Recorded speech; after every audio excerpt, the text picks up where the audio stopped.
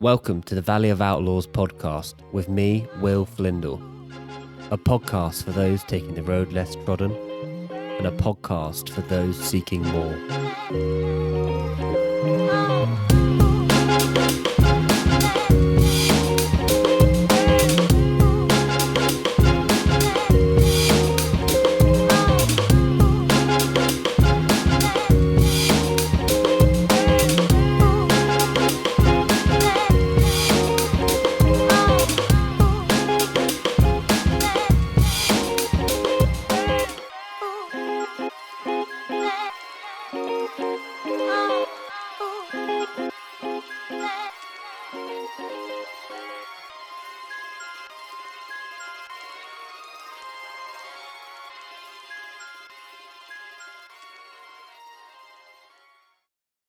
On this episode, we have Dermot Gallagher, a man I've known as my personal trainer for the last 4 years. And despite the fact we've managed to cover a range of conversations over those times, I always wanted to have him as the first guest on this podcast. We come from different backgrounds, we've experienced different things. In this episode, Dermot talks about his childhood, pressures of society, and how he goes about raising his kids. And hopefully you'll get to see why I classify Dermot as an outlaw thinker. A man with self-awareness, empathy, a man with responsibility, working his hardest for his family, his business, and himself. I hope you enjoy. Dermot, welcome. Thank you so much for coming on Valley of the Outlaws podcast. No worries. Guest number one, outlaw number one. Outlaw number Love one. that. I've never been described as an outlaw before, but Well, okay. you are now. It's a good thing. It's a good thing. I wanted to probably just start by getting you to do a little intro about yourself and talk about who you are and what you do, just so people listening get a rough kind of picture. And then we'll jump into some questions after that. Well, my name's Dermot Gallagher, part business owner, part parent, part employee, just a normal family man, I guess. Well, tell me about how you got into fitness. Goes back to being 5-6 years old. Okay. I remember desperately wanting to win sports day. I remember very, very clearly.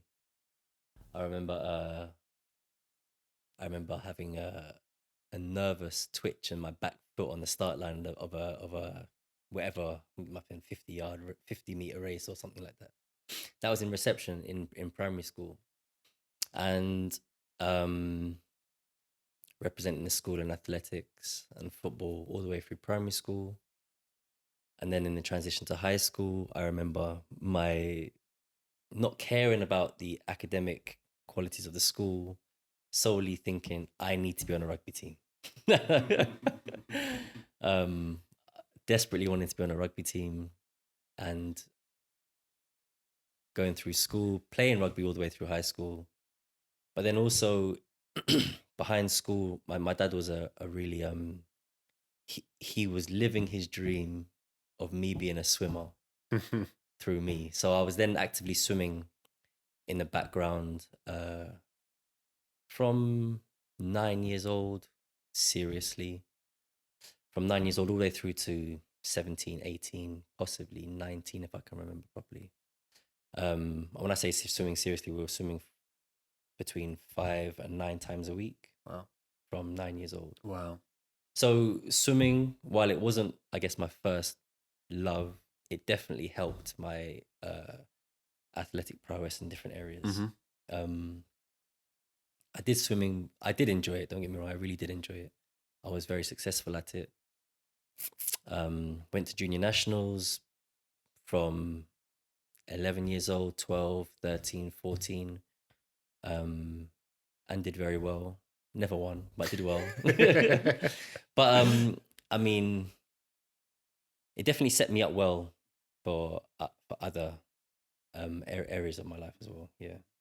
And then obviously when so from finishing swimming, played rugby in university, and when I left university, everything kind of dropped off in terms of competitive sport. I finished playing at London Irish through injury, had a fractured skull. That was at my last year of university. That was a bit of a blow. And in my head, I guess my intention was that I always wanted to go pro.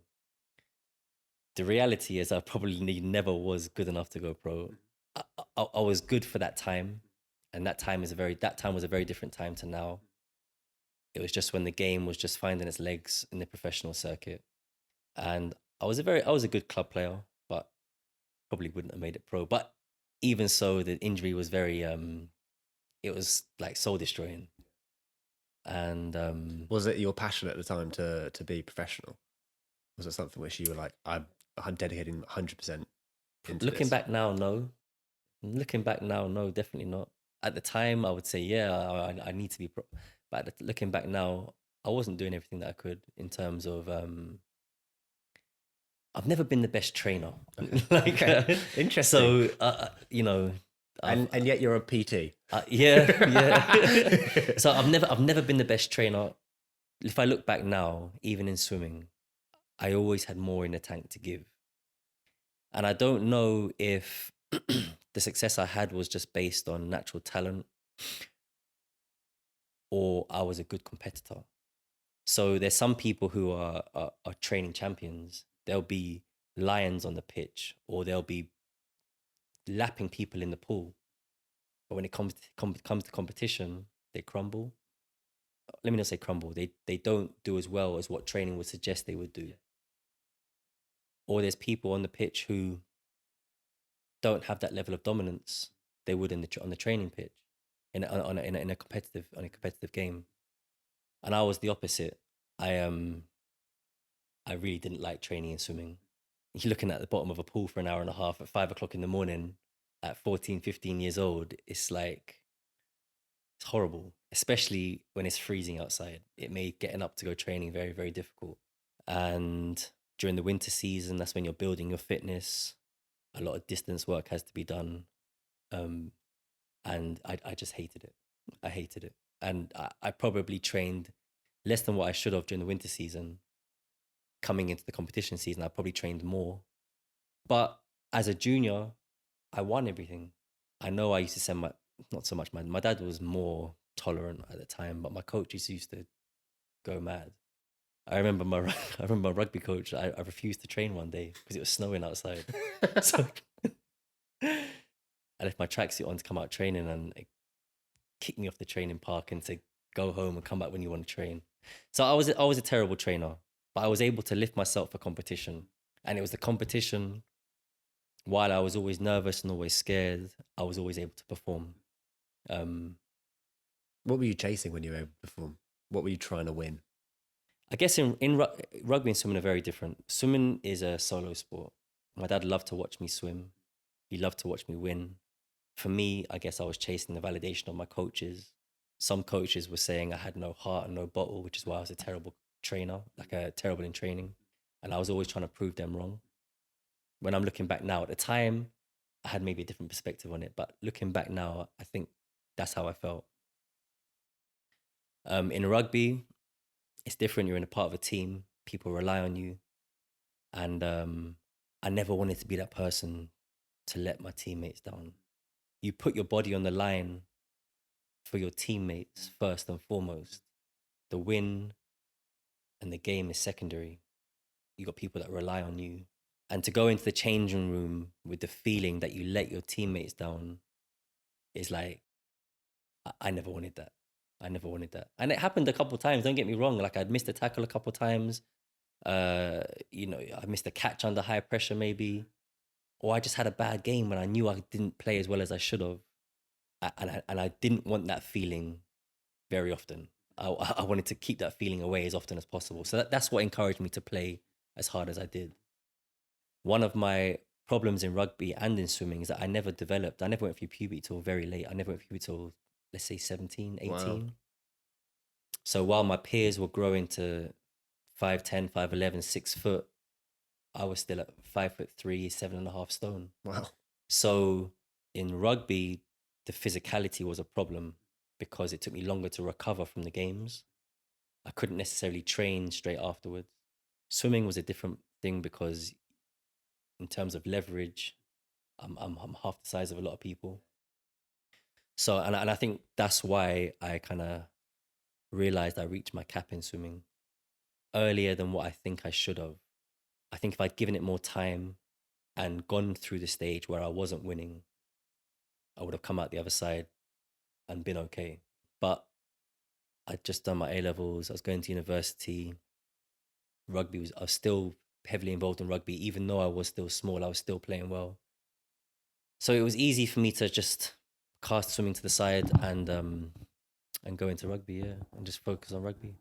And what were the main skills you think you learned from playing those sports and doing those sports, which maybe transitioned into university and maybe later on in your kind of career, which, you spoke both about the motivations and both those sports about trying to do it for other people rather than for your own kind of like, let's say, egotistical position of being the best person on the pitch or being the best swimmer for yourself. What were the kind of the skill sets, I guess, and the mindset maybe, which you think you probably learned and have ingrained in you from that? Well, when I spoke about swimming, and it's quite a lonely sport.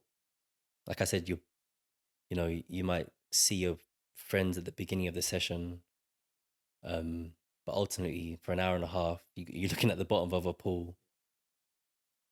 You might do 400 meters, stop for 30 seconds, do another 400, but for an hour and 15 minutes of the hour and a half that you're in the pool, face down swimming, there's no interaction. But I've always been comfortable with that. I'm naturally quite a quiet person. I don't need a lot of company. I like interaction. I do like interaction, but I'm comfortable with my own company. I'm comfortable with my own thoughts. Compared to rugby, so I spoke about not wanting to let my teammates down. That was a pressure for me because in swimming, I'm only really letting myself down. And,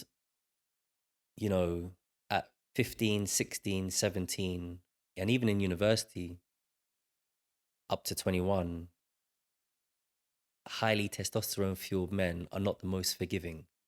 So for me, there was a lot of pressure. One, I didn't want to let them down because I never want to be the weak link. But two, you don't want to be the butt of the jokes in the dressing room or the annoyance of people in the dressing room. So I think rugby had more of a pressure on it for me, even though I enjoyed it more. But working towards a goal, being focused on a goal, being able to ignore outside noise is very important. And being able to decipher what noise to listen to and what, like I said, what to ignore is very, very important. And I say that because I'm born in 82.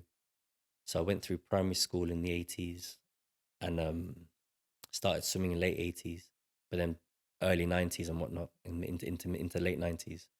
But there weren't many people that looked like me who used to swim. I knew I was different. In the back of my mind, I guess that's why I competed so hard, to prove as well that I could do it. Mm-hmm. More on the line to actually prove, I guess, these didn't you? And don't get me wrong, I like to win, but I think at the time, I know I was seen as different. And I was having this conversation with my dad a few months ago, because my dad is the one that ultimately showed us the way into swimming, paved the way and whatnot. And my dad's Irish, so there's challenges that he would maybe be aware of, but is unable to understand. I don't want to say understand, but he hasn't lived it. And I was saying to my dad that I was lucky. I had really, really good people around me. Within my own club, I never faced any kind of racial prejudice. I never felt pushed out or separated from the group. I had a really good group around me. And even the coach at the time is a man called Dave Heathcock. And he actually went to the 92 Olympics with the GB team. And, it would have been easy for him to give up on me. Because, like I said, I was a terrible trainer. There's times I didn't even turn up to training. But I never felt like he gave up on me. And as much as he used to, tell my dad, why I'm a waste of talent. I can offer so much more to the sport. That as much as he used to try and encourage me, and as much as I let him down to an extent, I never felt he gave up on me. I never felt he gave up on me. Why were you the person who wanted to skip training and not commit to it 100%? What was it? What was it you were either, I don't know, trying to get across as a point, or was it because your dad imprinted a lot on you and wanted, it was one of his kind of dreams and you were pushing back? I think inherently I have a lazy streak. Okay. Inherently I have a lazy streak, and swimming can be a very painful, boring sport to be in. Yeah. Like when you're like, it can be really physically painful. Like you're pushing your body to the limit. I think I used to shy away from that. And if I never had the pressure of that in rugby, if I never had the pressure of my teammates in rugby, I probably would have done it there too. But when you get in the change room, if I've missed tackles, right? Everyone can miss a tackle, but if I've missed a tackle, if I bottle out of tackles, I can't be part of this team. It's a level of respect that you lose. So as small as I was, I felt I had more to prove. Whereas in swimming, it's on me. The reality is I was 10 times more talented in swimming than I was rugby. If I really dedicated to swimming, I could have made it. I preferred the environment of rugby. I guess it was more sociable. Well, it was a brotherhood, I guess, in that Yeah, sense, isn't it? it was, but also the performance of my teammates would inspire me as well. So there were some really exceptional players on the team. And like I said, I never want to be the weak link. So when I see them performing, it encourages me and hypes me up and forces me to dig deeper within myself, I guess, yeah. It's interesting because this whole mindset of, because it was on you, it was easy for you to give up, is something I'd say is completely the opposite of the person I know now. Yeah. And the person, for the last 4 years I've got to get to know is, I'll put it on my shoulders, I'll take the weight and I'll carry everything forward. Yeah. So where was the turning point? Or what was the turning point? Was it having kids? I wouldn't say, I couldn't say to you it was a conscious decision. So cut a long story short, after university, I was supposed to go into teaching. I did a couple of years teaching in a primary school in Brixton called Kings Avenue Primary. Taught year 6 for a couple of years. PE? No. What did you teach? General teacher. General? Year 6, okay, yeah. Okay.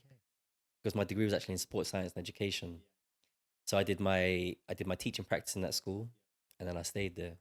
And the area the school was in is on the borders of Brixton and Clapham. Across the road from the school is Brixton Prison. You can see the cells from the actual playground. And there's a lot of socioeconomic issues in that area at that particular time. I mean, the area is very, very different now. It's been massively gentrified. Most of my friends from uni live there. I mean, they still have the big housing estates, but the general footfall throughout the area is very different to how it was in the early 2000s. Yeah. And this comes back to the conversation actually I was having with my mum before I got here, when I spoke about being tied into an institution like social work or teaching. As much as I enjoyed it, the money didn't equate to the time you have to put in.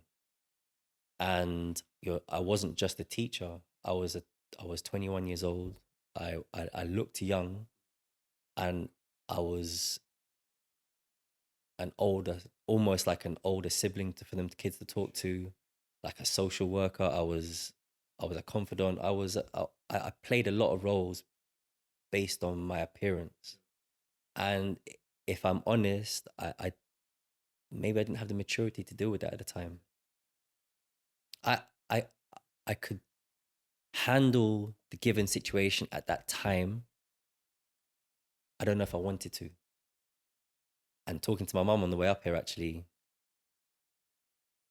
if I had more maturity, maybe I would have seen the value in what I was able to bring to that situation. And maybe I would have stayed in teaching longer. But for me, ultimately, it was, I'm working 70 hours a week and I'm getting 22 and a half grand. Yeah. Yeah. Something doesn't add up, does it? Yeah. Were you at that time, did you get into bodybuilding that time? Or was that No. completely after? When I left the teaching, I obviously had to keep money coming in.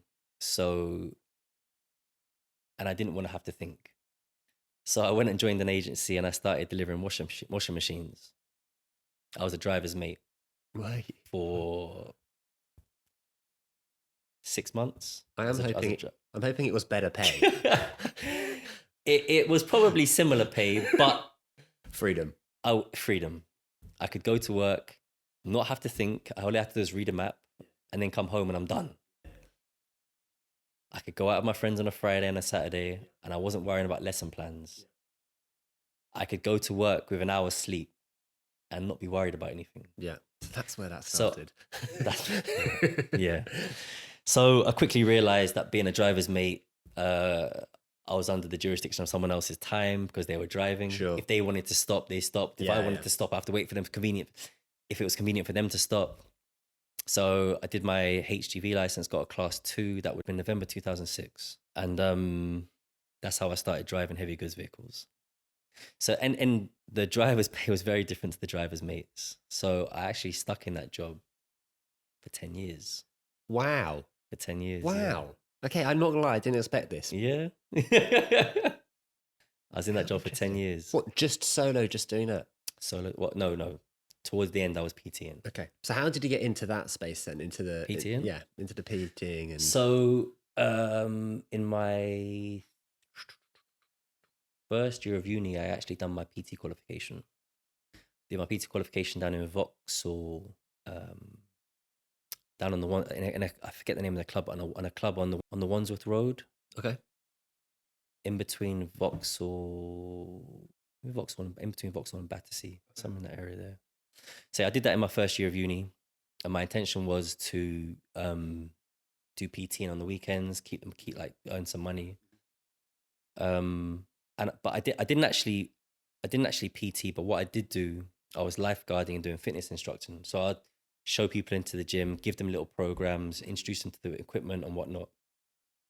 But I didn't actually PT. I was lifeguarding and doing that at that time. So I had the qualification in my back pocket, and I got exempt from a lot of modules based on the fact I had a degree in sports science. Yeah. So when I started driving, when I started delivering the machines, I was training casually. I wasn't playing rugby and I wasn't swimming.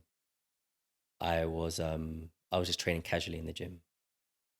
I'd maybe go to the gym 3 times in 1 week. Another week I'd do 1 time, and it was very, very casual. And I guess when I look back now, I think I was living the social life that I didn't have as a teenager, because I kind of came out of school without a friendship group.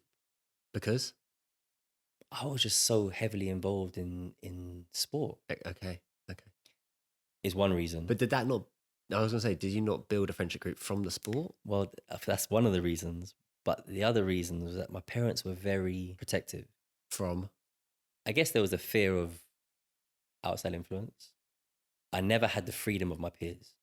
I remember guys from my rugby team, they would go out to a snooker club on a Friday night. Yeah. I wasn't allowed to go. And were you bothered about that at the time? Massively. Okay. Massively. And I almost understand why now. Like I said, I was in year 11 and I could have passed for being in year 8, year 7 or year 8. I remember I was actually standing at a bus stop. I was in year 10 going home, and some girls from another school they started talking to me, and they said, and one of them said, they asked me what year I was in, and I said year 10, and they were like, no way. He's in year, and one of them said, he's got to be in year 7, and another one said, he can't be in year 7. Look at the state of his badge. So you know, I know I looked young, Sure. and But did your parents not trust you that you had, I guess, enough self-control to put yourself in good positions, or did they think I you think were they easily did. I led? think my parents have always trusted me. I think they've always trusted me. I just don't think they trusted anyone else. I think my parents have always known I've had good judgment. I've always been someone that knows my own mind. I have never been easily influenced.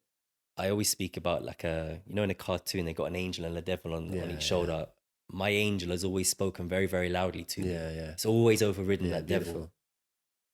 So my parents have always known that, but they were just overprotective. I was their first son. They were a lot more lenient with my younger brother. Maybe down to his personality, he's a lot more confrontational.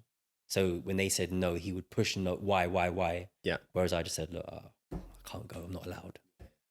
And to be honest, I think my teammates from school who I would have gone out with were very tolerant to that because I look like I literally looked 13 at 16.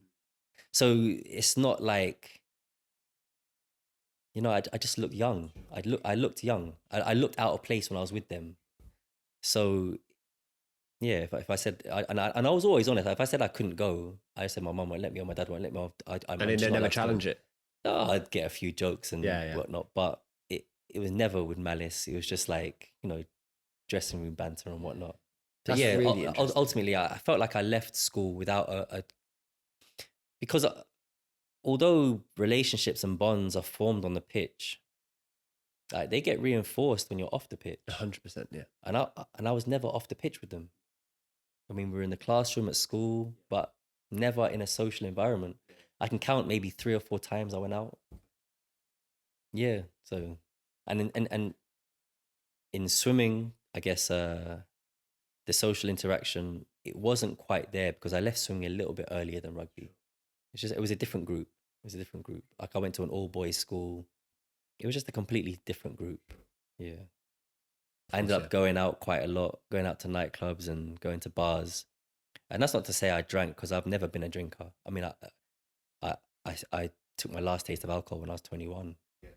And it's simply based on the fact that I just didn't like the taste of it. I didn't like the way it made me feel. Don't get me wrong, I did drink and I have been drunk, but it was more because everyone else is doing it.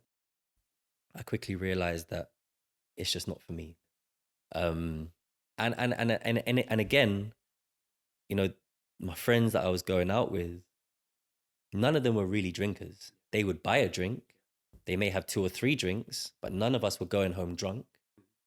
So it wasn't, you know, I didn't need to be drunk to fit in with my friends. You fit in for being yourself. I was myself. Yeah. Yeah. I was able to be myself, but have the freedom to do what I wanted to do. Yeah.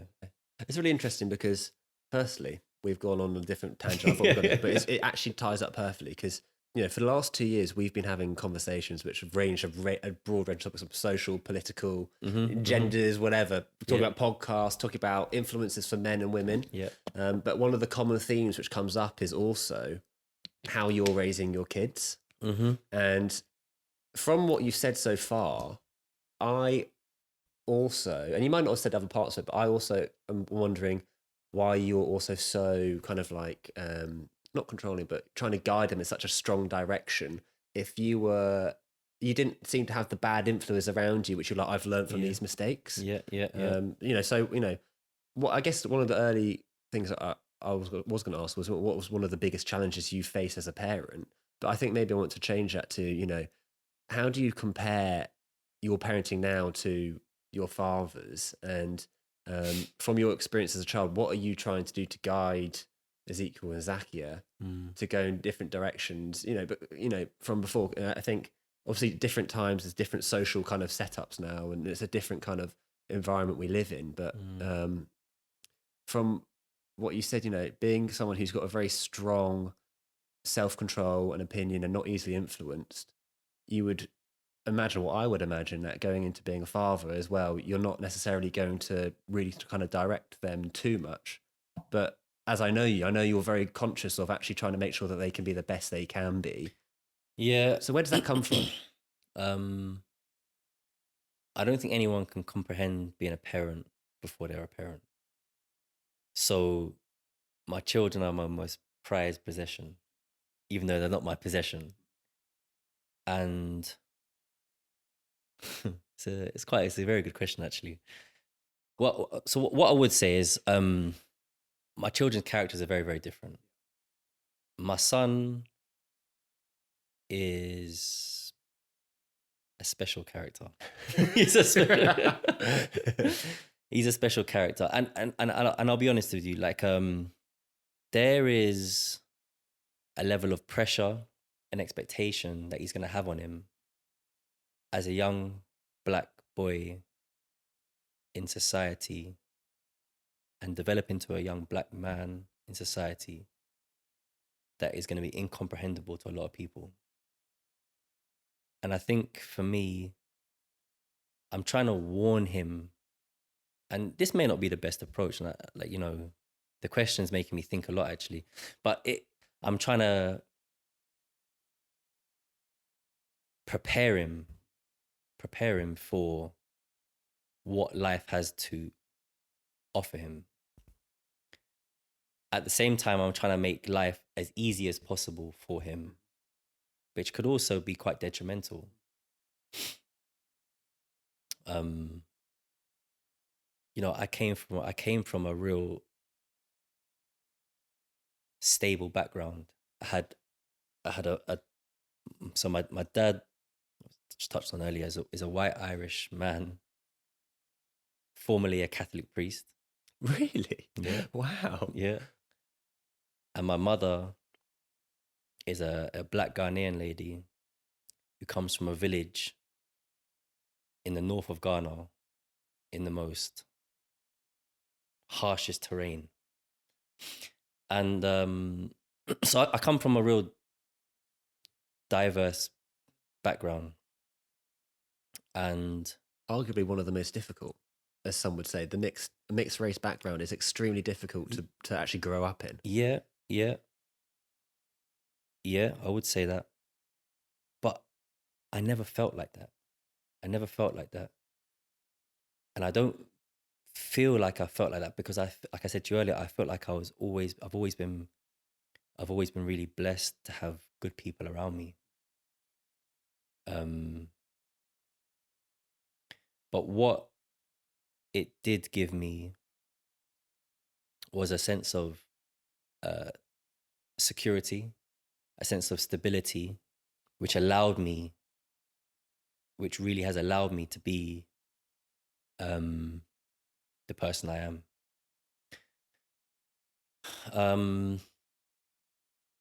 Who is that person?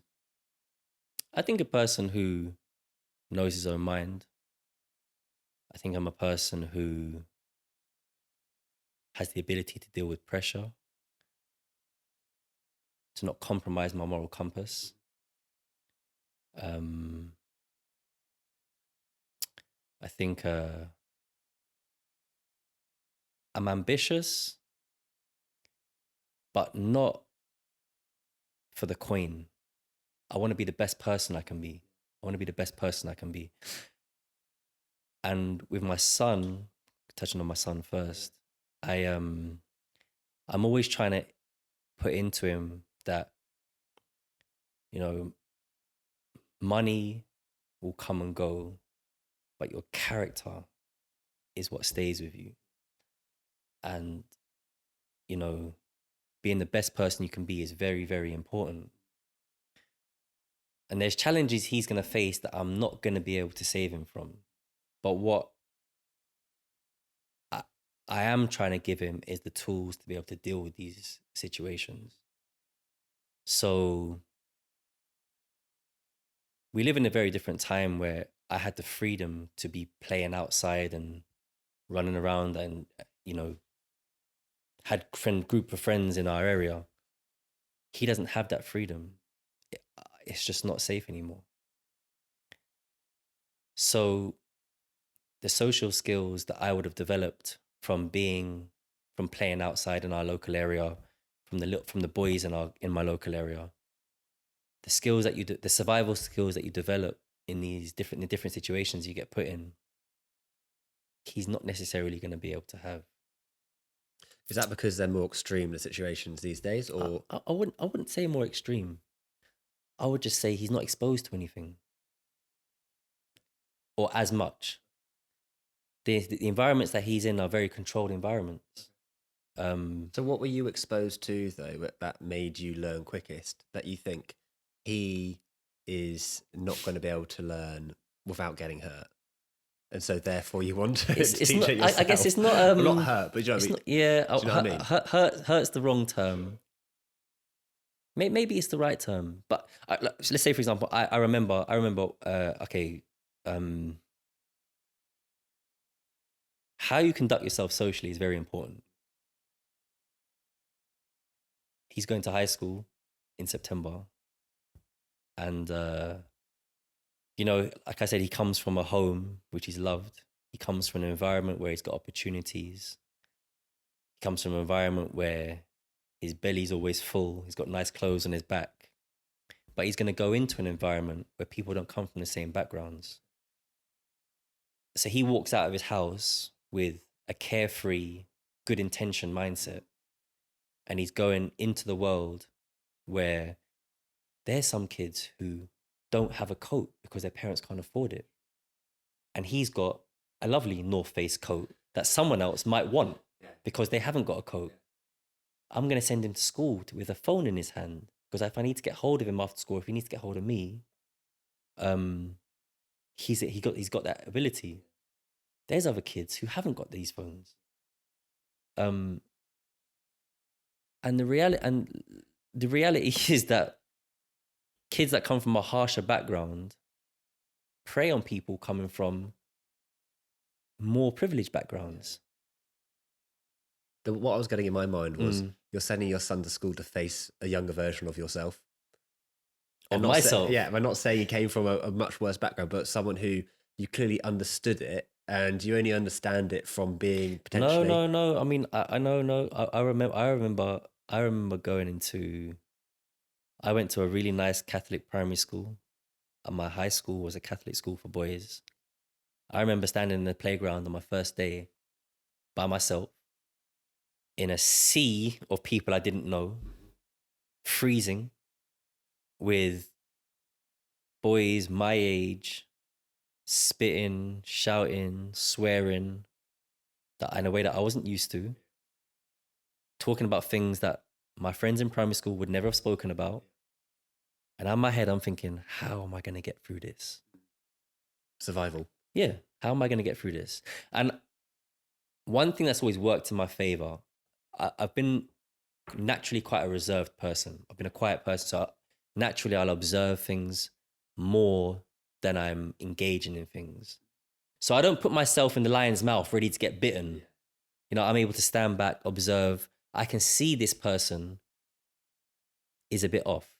Let me stay away from him. Yeah, I read. I've always been able to read the room, whereas my son, reading of the room skills are not so good. They're getting better, but not so good. It's life experience, though. Exactly. So I mean, I always say to him, God gave you two ears and one mouth to listen more than you talk. I have that. When you don't talk, you don't expose whether you know too much or you know too little. So it keeps you out of the firing line. But it's a balance, right? You have to be able to articulate yourself. You have to be able to stand up for yourself. You have to be able to have an opinion. You have to be able to communicate. Hiding in a corner won't help you either. But you have to be able to, like you said, read the room and know where your place is. And go in any direction. And go in any That's direction. strength. Yeah. And I feel like that is one thing that served me pretty well. I was able to be in any circle and be okay. And that's not to say I lost myself in these circles. I was never around bad kids and decided I had to be bad to be okay in these circles. But I knew I couldn't spend too long in these circles. A game of chess. Yeah. For want of a better expression, yeah, definitely. But and at the same time, I know myself, right? I know where I don't belong.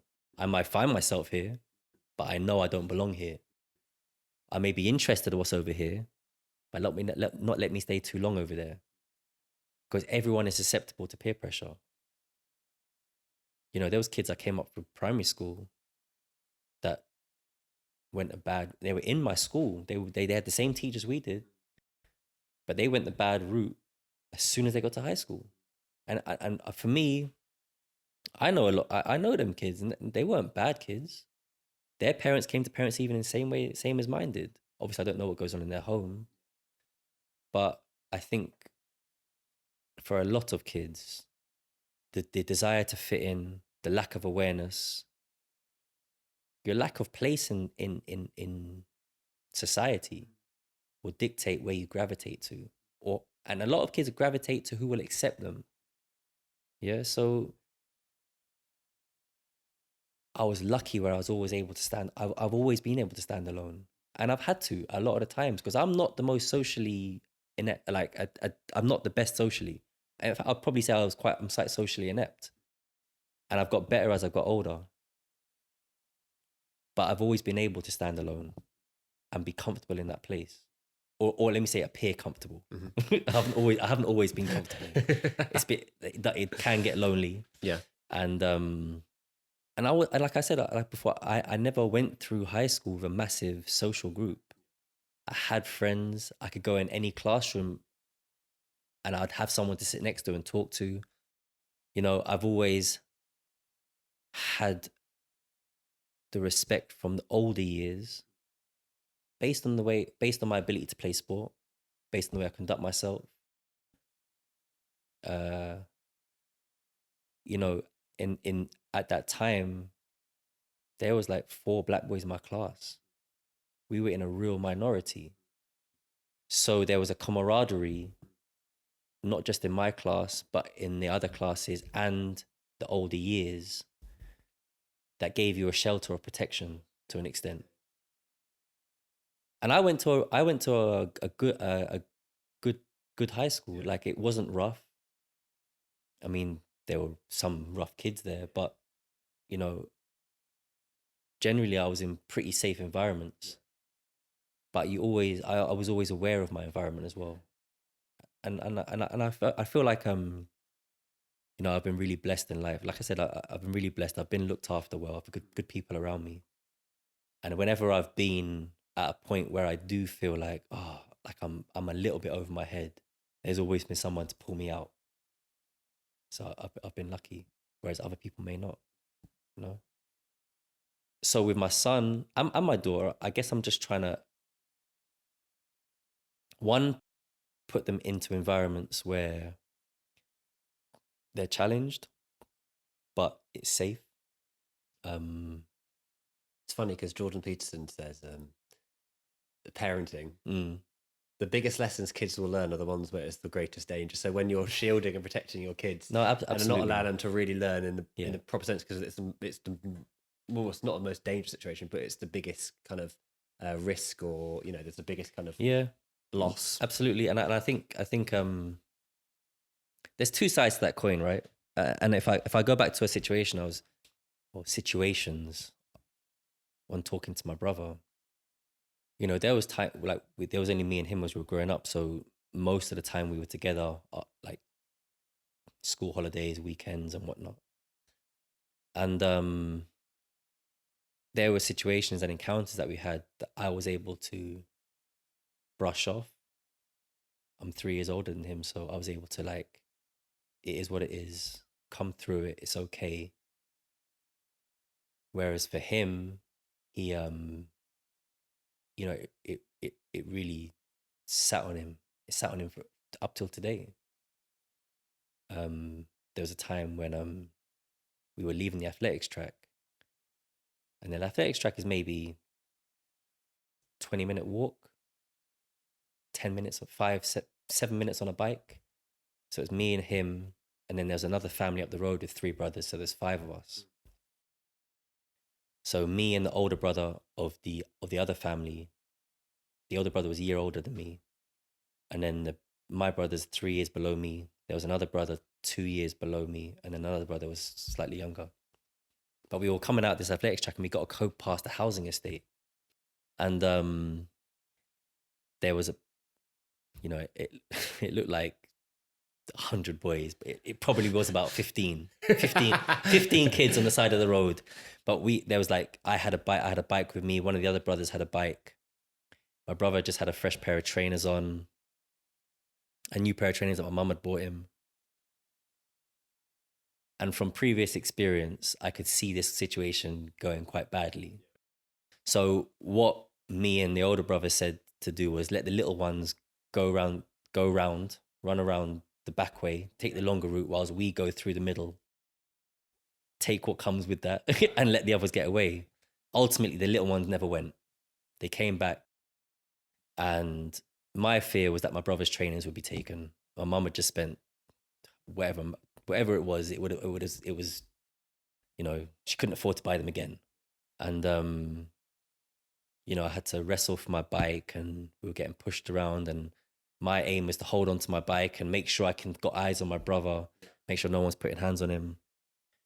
And ultimately what happened was a boy that was a year older than me in school that I actually played rugby with came out and was like, oh, what are you lot doing? Like, I know these guys. I know this guy. And settled it all down, got our stuff, made it home. And don't get me wrong, it was definitely a worrying experience. Like, I'm not going to say I'm this soldier that doesn't get scared. I was terrified. But you faced it. No, well, I didn't want to face it. But you did. But what I'm trying to say is, like, I was able to let that go. Whereas me and my brother spoke about it 2 years ago. Wow. And, he said that was one thing that really sat on him for a long time. So I think you're right. I want to expose my children to things and situations, but not before they're ready to handle it, because it can dramatically affect how you live your life, like massively. And I've seen people mature quicker than they should have and take a road that they shouldn't have based on the experience that they live. And I think ultimately, while being tested is a massive part of your development, I think it has to be at the right time. It has to be at the right time. So it's interesting, because all of the stuff we talked about has almost been not negative, but the avoidance. Yeah. How to avoid these situations. Yeah. So, teaching both Sakia and Ezekiel how to be the best version of themselves. What are the things you are trying to imprint and teach them and educate them on, so in a positive way where they can grow and step forward with that?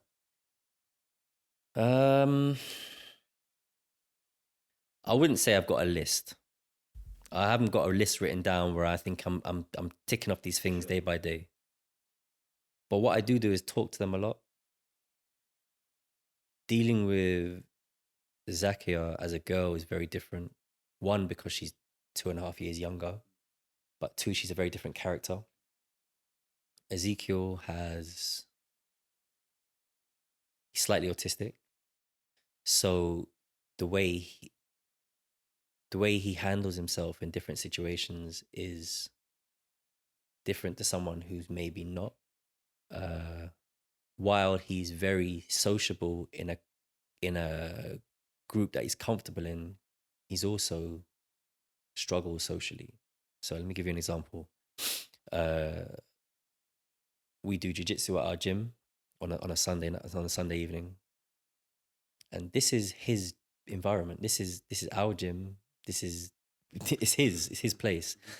And a lot of the kids, they'll come in and they'll all congregate at one end, and they'll be talking and laughing and joking before the session starts, which is normally how things go. And he'll be at the other end of the gym. He'll be at the top end, sitting on the bench by himself. And I've got to pick him up, bring him down, put him in the group, and he'll just sit there. And to other kids, they probably think, a bit weird. Maybe he's a bit weird. And in all honesty, it probably does come across like that, because they may not be aware of his own struggles.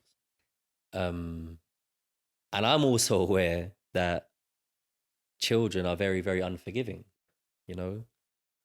So if you're in the wrong circle, people prey on these types of, I don't want to say weakness, but traits. Differences, yeah. Yeah, people prey on these differences.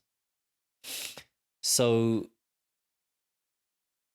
for him, you know, he's very sensitive.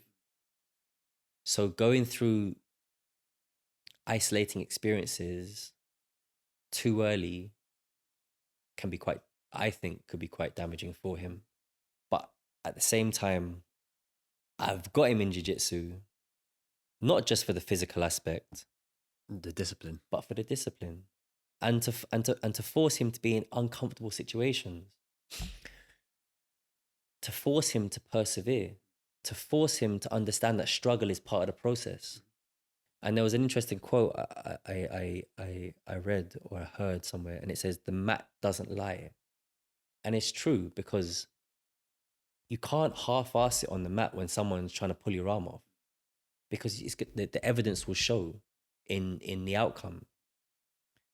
So as comfortable as I try and make his life, I'm also trying to put him in environments where he has to struggle, but the struggle is a controlled struggle. The struggle is an environment, is in an environment where the kids aren't horrible. But then he also has to rely on himself. He has to be able to rely on himself. Not so much in the social sense, because, you know, quite quickly they get down to work and they start training. But in a physical sense, he can't hide. And I'm hoping that will stand him in good stead going forward. Zaki is very different. Ezekiel will avoid confrontation, whereas she will go towards it. You know, if someone says the sky is green, Ezekiel will be like, okay, the sky is green. Whereas Zaki will say, are you stupid? Look at the sky, it's blue.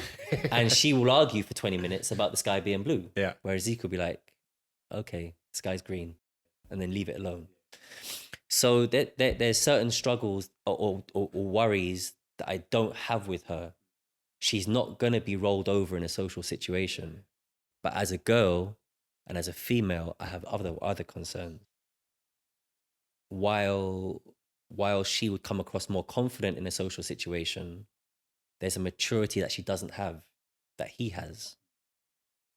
And it's just trying to manage that, I guess. Yeah, it's just trying to manage that. Hopefully. What was your dad like with this? Was he? I mean, coming from the church. Coming from the church. So my dad was a Catholic priest, and do you know what? That's not something I've ever been embarrassed about. I haven't told a lot of people, and my dad's kept it pretty quiet. He told me, I think I may have been 12 or 13 when he first told me. Why? Why was it something you guys kept quiet? Because it's a contentious issue, right? Okay. My dad went into the priesthood when he was 16, 17, straight from high school from Dublin, Ireland, where it was fashionable, it was desirable, it was admirable to go into the priesthood. You know, my grandmother was... It's a status thing, isn't it? Yeah, my grandmother... Well, yeah. I mean, they came from my dad came from a really poor home. My grandmother was a devout Catholic, went to church every day. And for her oldest son going into the priesthood, you're right, it was an admirable thing. It gave the family a little bit of status. My dad's very different to me. My dad's, you know, obviously there's similarities, but my dad's a very, very sociable person. My dad will talk to a brick wall and get an answer from it. You know, where our similarities lie, I guess, is that he's very principled. Was he as hands-on as you are with? Very much so. But in a different way. So my parent, like, and it may have been like it probably was a generational thing, that I saw my parents as the epitome of strength, of perfection, I almost didn't see them as human. Okay. Is that as people? Like they were. Well, no, because What were they? What was the strength and? well, I never saw my mum cry. Okay. Okay. I never saw my dad cry. Very rarely did I see them argue. I was fortunate enough to grow up in a 2-parent household up until I left. You know, things happened in the family, and my mum pursued her career as we were adults, which took her away from the home slightly. But they're still married to this day. They still live in the same house till this day. But you know, my parents weren't wealthy. All the money they had went into buying a house, so we didn't live on a housing estate. But what we did have was like I said, a real stability. I had a confidence in my parents that if I ever had a problem, not that if I had a problem, that we wouldn't be faced with problems. We were sheltered from problems, if that makes sense. But I didn't feel like I could, you know, if let's say a girl liked me in school, in primary school, or a girl liked me in swimming as I got slightly older. Yeah. I didn't feel like I'd go to my dad and to have this conversation like, oh, dad, this girl likes me. What shall I say? What shall I do? Whereas I have these conversations with Ezekiel now. We joke, like we joke about girls that I think like him or I think he might like. Did you bring that in first, or did he? How did that start? Because No, I don't have that relationship with my dad, or I didn't until probably like the last couple of years ago when I was like 13 to 18, 100%. Well, firstly, I was at all boys boarding school, so that's a little bit different. But in the sense that I don't even think I had the. It's not like he would have wanted it. I wouldn't have the kind of confidence or ability to have that with him in that sense. Well, looking back now, and hindsight's a brilliant thing, but my dad didn't even have these experiences. He went into the priesthood at 17 when he finished high school. He met my mum when he was 29, 28. Yeah. So he'd gone from 17 to 11 years, basically. He wasn't around women like that. I don't think he purposefully made it that way that I couldn't come and have these conversations. But like I saw my parents, they were at arm's reach away. Like they were always available for me to talk to. I always felt loved. They were hands-on at all times. But I didn't feel like I never spoke to my dad and said, I need more freedom because I feel like I'm a bit isolated from people. Like I can't, I never said to him, I understand why you're keeping me home and not letting me go to certain places. Like you wouldn't let me go to a pool club or a snooker club because of the stereotypical people that would hang around in these places. Back in the 90s, these were places where I think drug deals went on and, you know, gangsters used to hang around and, you know, this was his mindset towards it. He said he didn't want me in these environments because anything can happen at any given time. And to him, I'm still a little boy. But I never felt like I'd have the conversation where I said, maybe I couldn't articulate at the time, but, you know, you keeping me in is stopping me building these type of friendships. In his head, he's probably thinking, you go swimming, you play rugby, you're around your guy, you're around friends. That's enough for you. And school. Yeah. But it's not. It's not. Like, they're all very controlled environments. Controlled environments. And when you're able to stand on your own 2 feet in environments that are not so controlled is where you build these bonds and relationships. And, you know, Ezekiel got his hair plaited the other day.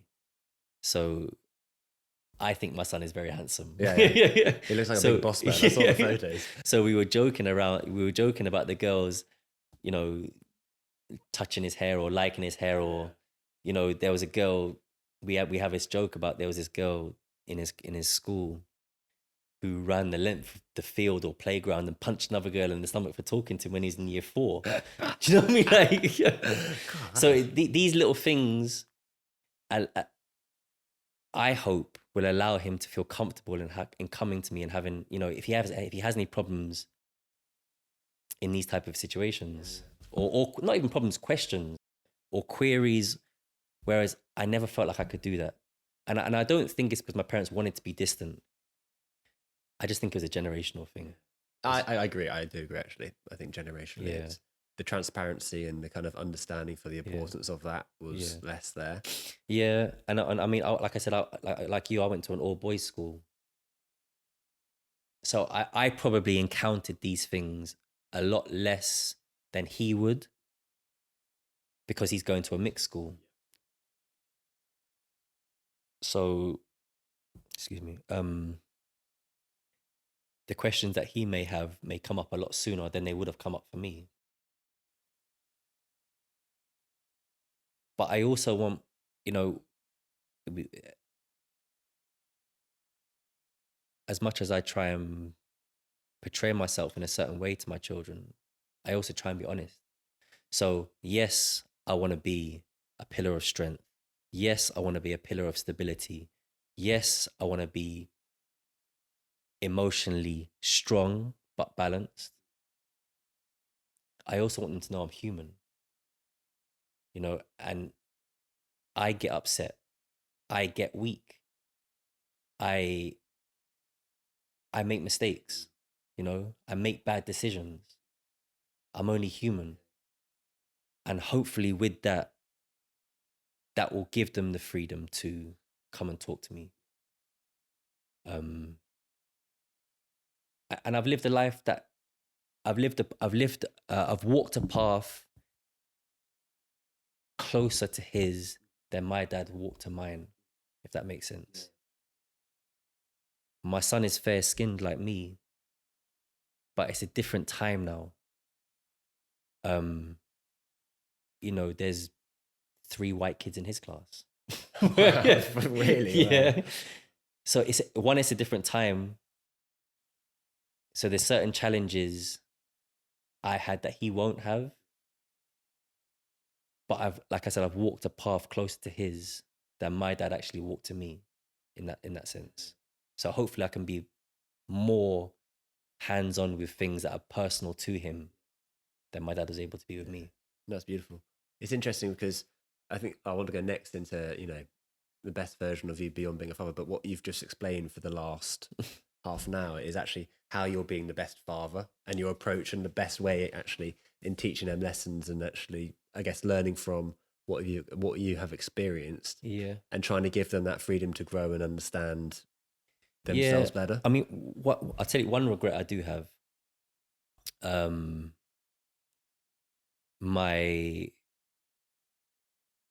So obviously my dad was a Catholic. My mother grew up as a Catholic, but where she's from, my mother's side of the family are all Muslim. And the region that she's from in Ghana is predominantly Muslim. So there's a lot of Islamic tendencies brought to their everyday household that she would have imparted, that would have been imparted onto her as a young girl growing up. Although my mother was a Catholic, her father was a Catholic, her father was a dominant force in that household. You know, faith has been a massive aspect of my life. And, you know, I never walked around as a 11, 12-year-old thinking, oh, I believe in God so much. But what it did do is, looking back, gave me a sense of identity and a sense of direction. The difference between me and my children is that I actually converted to Islam just before Ezekiel was born, with their mother being Christian. And the conversion, we revert back to Islam because we believe that we're all born into the hands of God. Anything taken away from that is being taken away from Islam, but we revert back to Islam, right? But you know, it was a decision that I never discussed with my partner. And for me, it was, maybe I should have, but for me it was a personal journey, Personal growth. personal growth, personal journey, and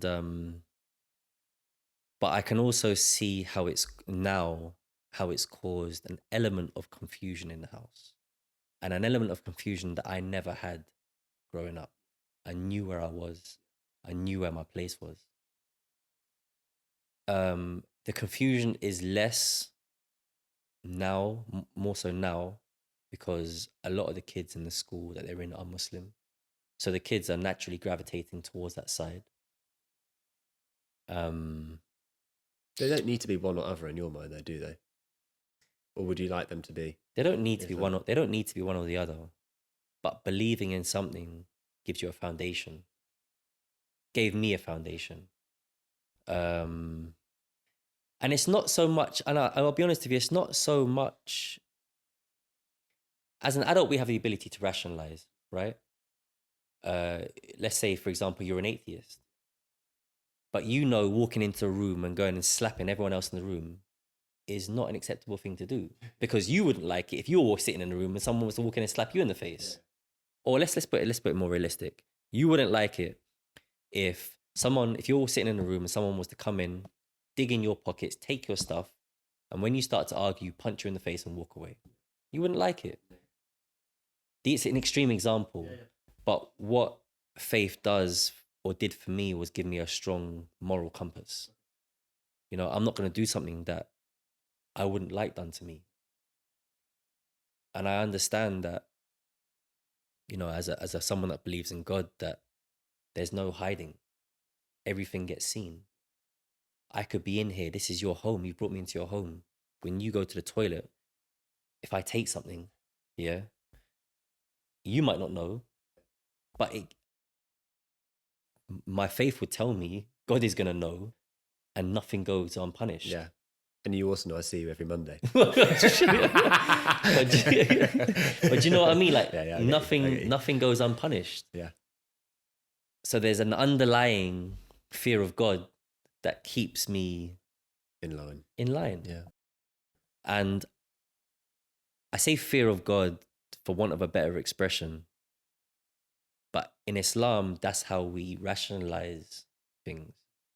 I say I can't talk for every Muslim, but for me, and the terminology I've used with my brother and other people that I speak to, a fear of God keeps us in check. Let's say that. Was that conversion quite an isolating path for you in some ways? Obviously, not because you're brought into a faith, but was that a step, obviously it felt natural to go to it, but was it a step where you felt you were stepping away from either people, society? I don't know. No, I don't feel like I'm stepping away from anything. I didn't feel like I was stepping away from it. I guess it was difficult for my dad. He felt like I was, not me. So me and my brother reverted first. He reverted before he married, but he married a Sudanese and Egyptian girl, had kids with her. And him being involved in Islam led to him speaking to me about it. And that's what brought me to Islam. And I guess my dad felt like, I was an altar boy in church right up until high school, even maybe the first year of high school, possibly, I can't quite remember. But from like year 4 in primary school, year 5, year 6, and possibly year 7, I was an altar boy. And even one of my aunties said that she felt like I was supposed to be a priest. Yeah. But I know my dad, he didn't come out and say, you've disrespected everything that I am. But when he'd had more than he should have had to drink, little things came out. Okay. Yeah. And that was coupled with other things going on in the family at that time, but I don't think he could understand it. Yeah. And my brother's gone along to much more. He's made a lot more effort to engage with my dad. bring my dad towards Islam in a sense, show him things and teach him things and tell him things and give him books. Whereas I've been a lot more aloof in that sense, and more aloof than I probably should have been. Not through direct intention, but just because life has been very, very busy and difficult, and even for me, I guess I haven't been as involved in Islam as what I should have been. Like, I've missed Friday prayer many, many times, and that is a staple requirement. To the point where people would say, if you miss too many Friday prayers, then you're not even Muslim anymore. Others would say, it's not for you to make that judgment. Well, I was just going to say, when do the rule books come in, and when are you doing a tick list here? Others would say that's not for your judgment. You are what you think. Yeah, to an extent, yeah. But then also there are requirements and rules that come with it, and when you sign up to the task, you accept these rules and requirements. So but yeah, I mean, from my own household, there was a stigma. Islam was a militant regime, and it gave Joanne, I guess, a little bit of cause for concern, because it could conflict with the way we raise our children, the decisions we make. And I guess me being removed from Islam in the way that I should have been with it, I think it was in an attempt to make sure that it was a personal journey. I wasn't trying to impose it on anyone else. Like, I've never said to my other half, you need to cover up. I've never said you need to fast. I haven't made a point of praying in her presence during Ramadan. Like, I'll do it but in my own space. If privacy doesn't permit, I'll hold off. I haven't made an active stipulation that I need to be at Friday prayer. I can't be in the gym at this time. I've allowed. I guess I've allowed a lot of leeway in that sense. You're quite at one though with yourself. And one thing I was going to say when we talked about initially you converting was, I saw something in the other week which was talking about Western religions compared to Eastern. And Western religions start with the idea of looking up at the stars and looking up at this great world they've been built by a god. And we must respect that. We must cherish it. We must love it. Then if you look at some of the Eastern traditions and religions, they start from within, learning to understand yourself, learning to be at one with yourself, to be able to then cherish everything around you, to be grateful and to grow from that. Yeah. And I feel like I know you might disagree with this, but your characteristics are very much, because you said you're so kind of self-assured with who you are, and you know how you want to be treated and how you want to treat others. You've got an element of almost the best of both, where you are always looking out for how other people and that, but you also know where you want to go, what direction you want to travel in, and without being influenced and without, as I said, being restricted by strict rules and stuff, you still are. Yeah. I think you're right in what you said, and I think some people take on religion as a rule book and a guide to life, and many people may disagree with me when I say this, but I didn't need Islam to teach me how to act correctly. I didn't need Catholicism or going to church to teach me, how to treat people. That was done in my home with my parents.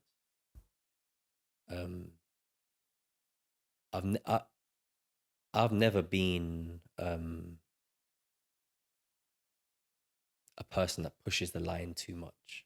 I've always been I've always conformed to the environment that I'm in pretty easily, and you've understood it. Yeah.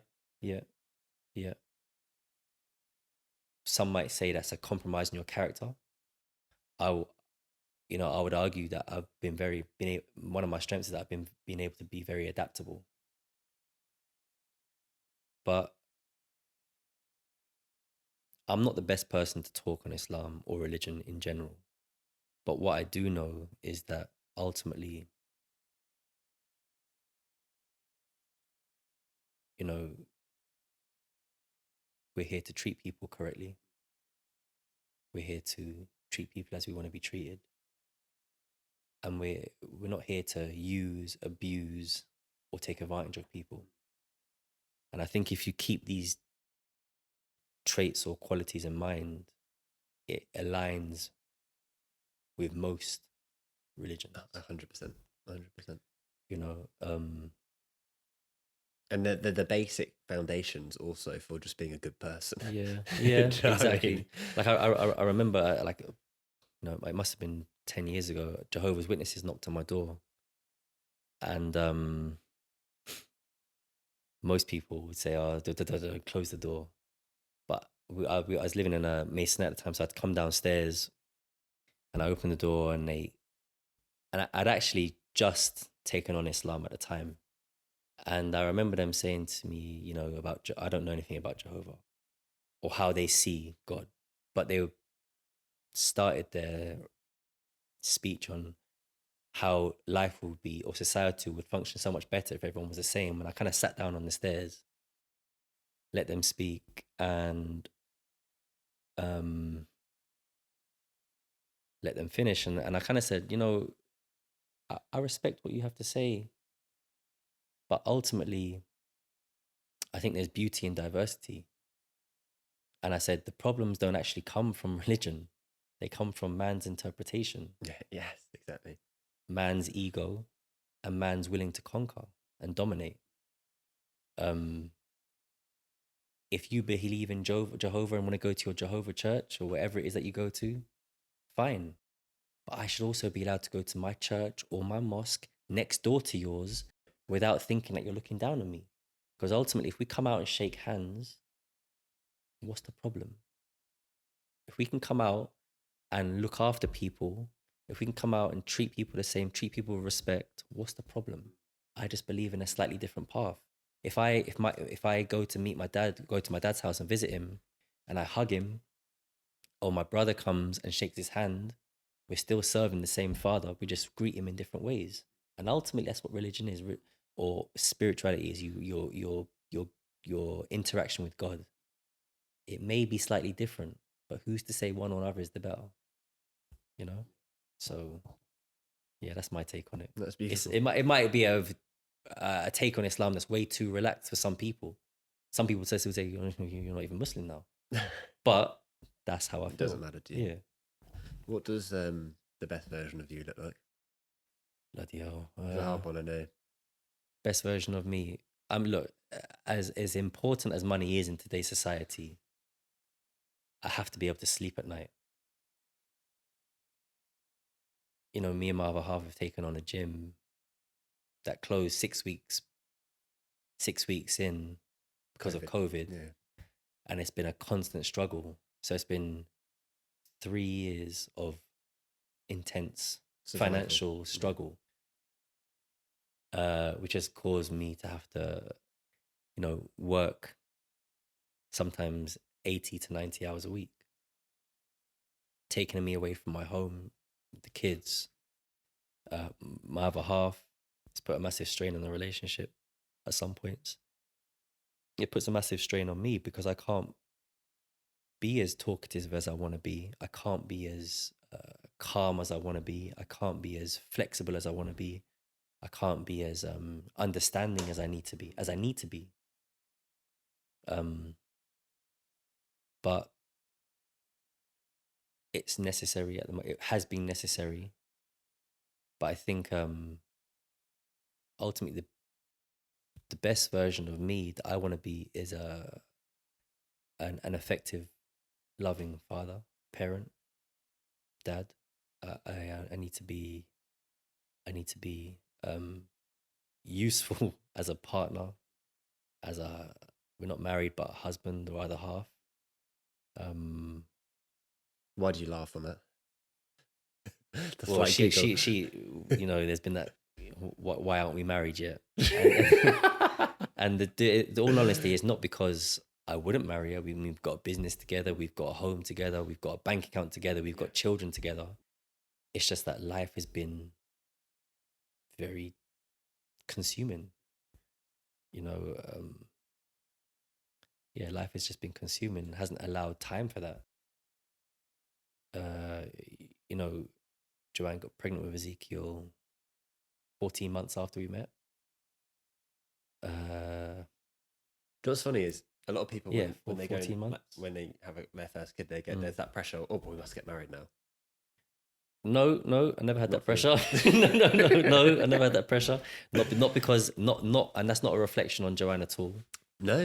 And that's it's more to do with actually the kid they're having. You know, in school, but having and it even, sorry to cut you, but No, even no even in Islam, they would say you've committed a sin. Yeah. You can't be even in Catholicism and Christianity, exactly, yeah. Or religion. You need to be married, and I do agree, because if you're going to talk about things from a spiritual perspective, everything is about protection, spiritual protection. The way you create spiritual protection, create a union or a joining, right? To protect yourselves from,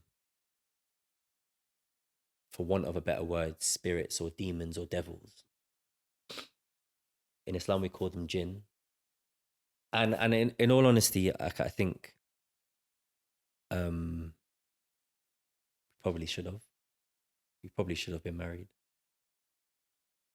But I don't want to get married for the purpose of a ceremony. Put myself 30 grand in debt or 40 grand in debt for other people to come and get drunk and eat my food. Yeah, I would rather go to a church or go to both, get married, have the spiritual covering, and for me, I'm set. Yeah, have the meaning. I don't give two damns or two shits about whoever friends are upset that they didn't get them to get to a celebration. That's not my concern. That's not the purpose of a wedding, is Not it? for me. Not for me. Yeah.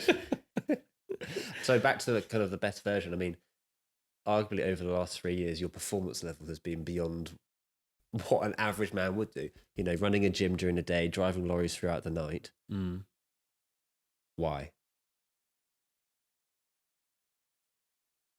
Well, you say my performance level.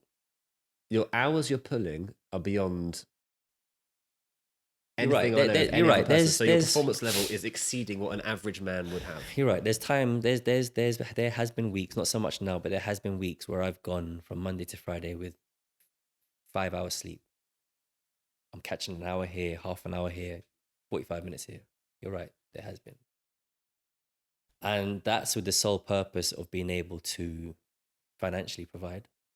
Survive, yeah. Well, to be fair, I have actually been able to provide, you know, and not just survive. Like, we've been okay. We've been good.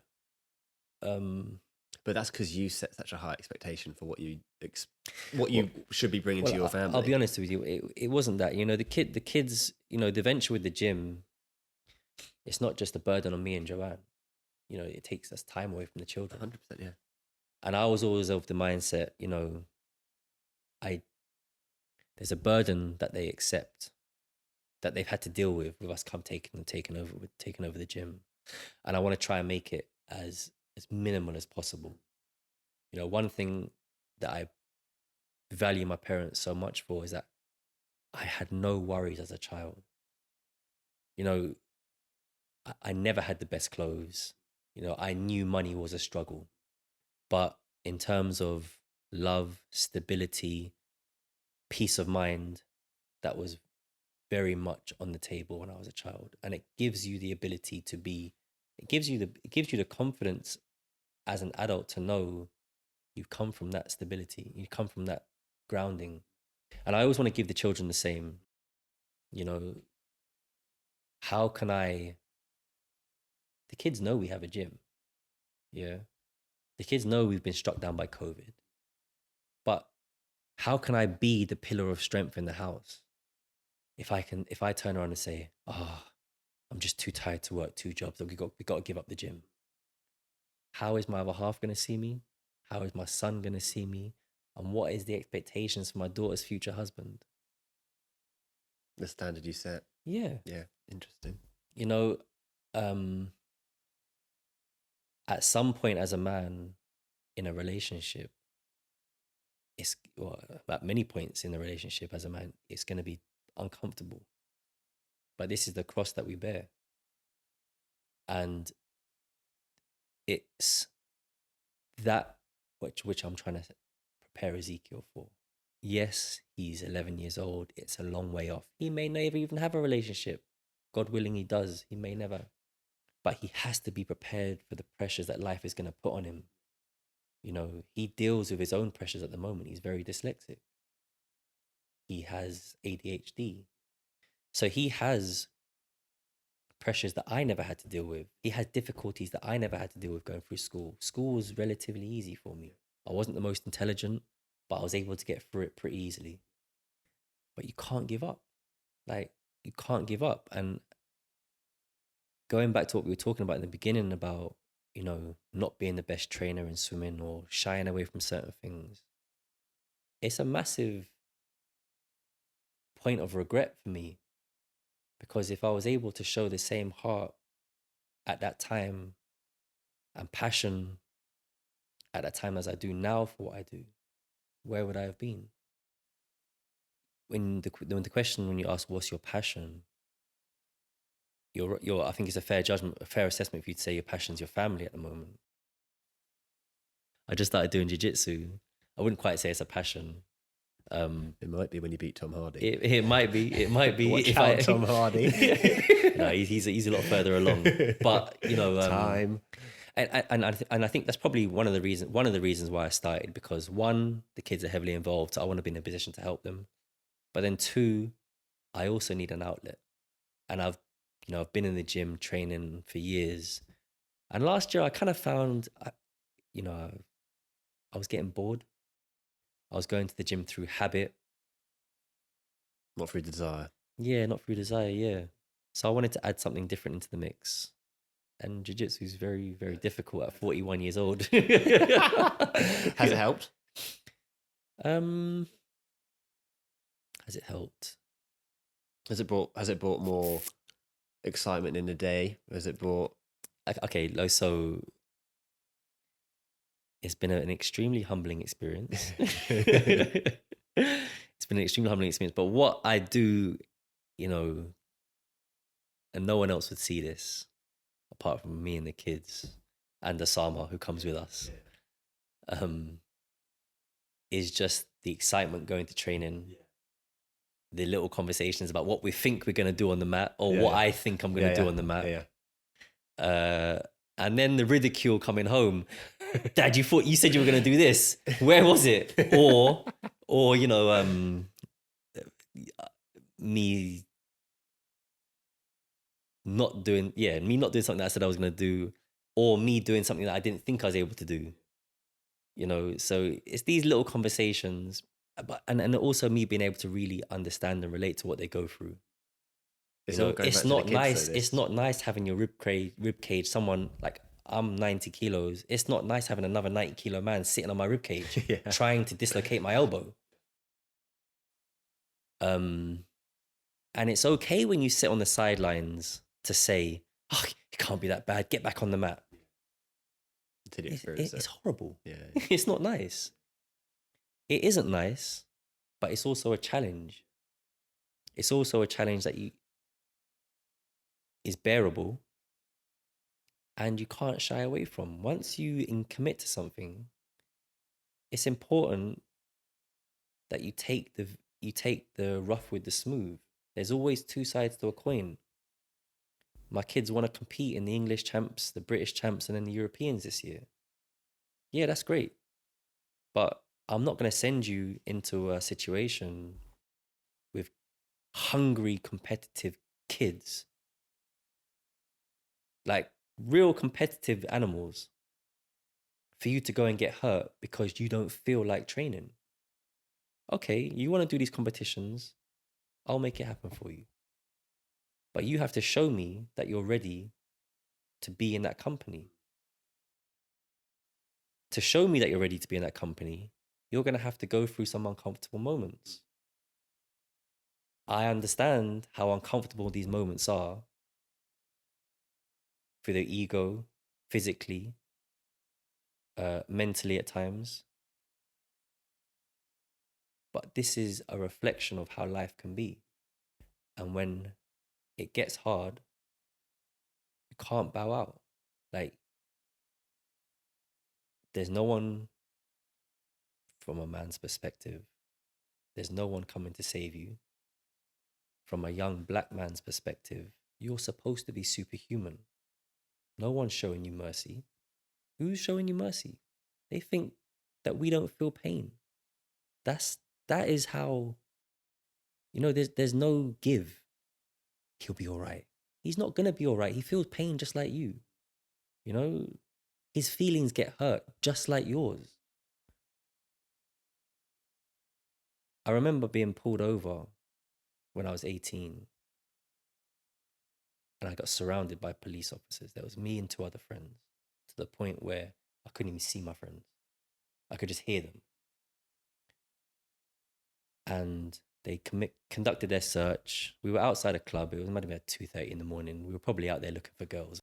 But at the end, one of the guys, who was the one standing in my face, said to me, "Are you all right with what just happened?" And I said to him, "Look, I didn't have much of a choice.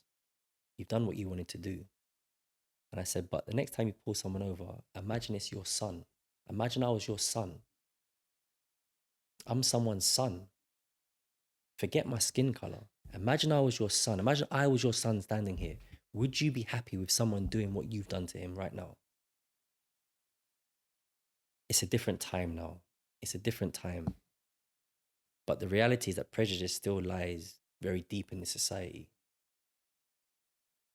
And from my own experience, apart from my parents, no one is coming to save me. No one is coming to help me. No one is coming to alleviate the pressure that I have. God willing, he won't have that pressure. But he may have to. He may. And he has to he has to have the tools to rationalize it and deal with it. And ultimately that's what I want to get. I've got a really good friend, and I remember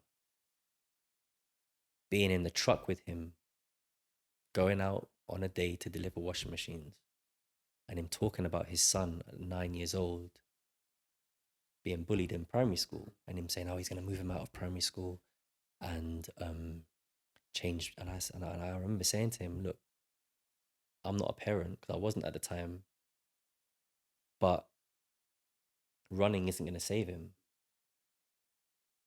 And I said, "He's going to be a man soon, and he has to know how to deal with adversity."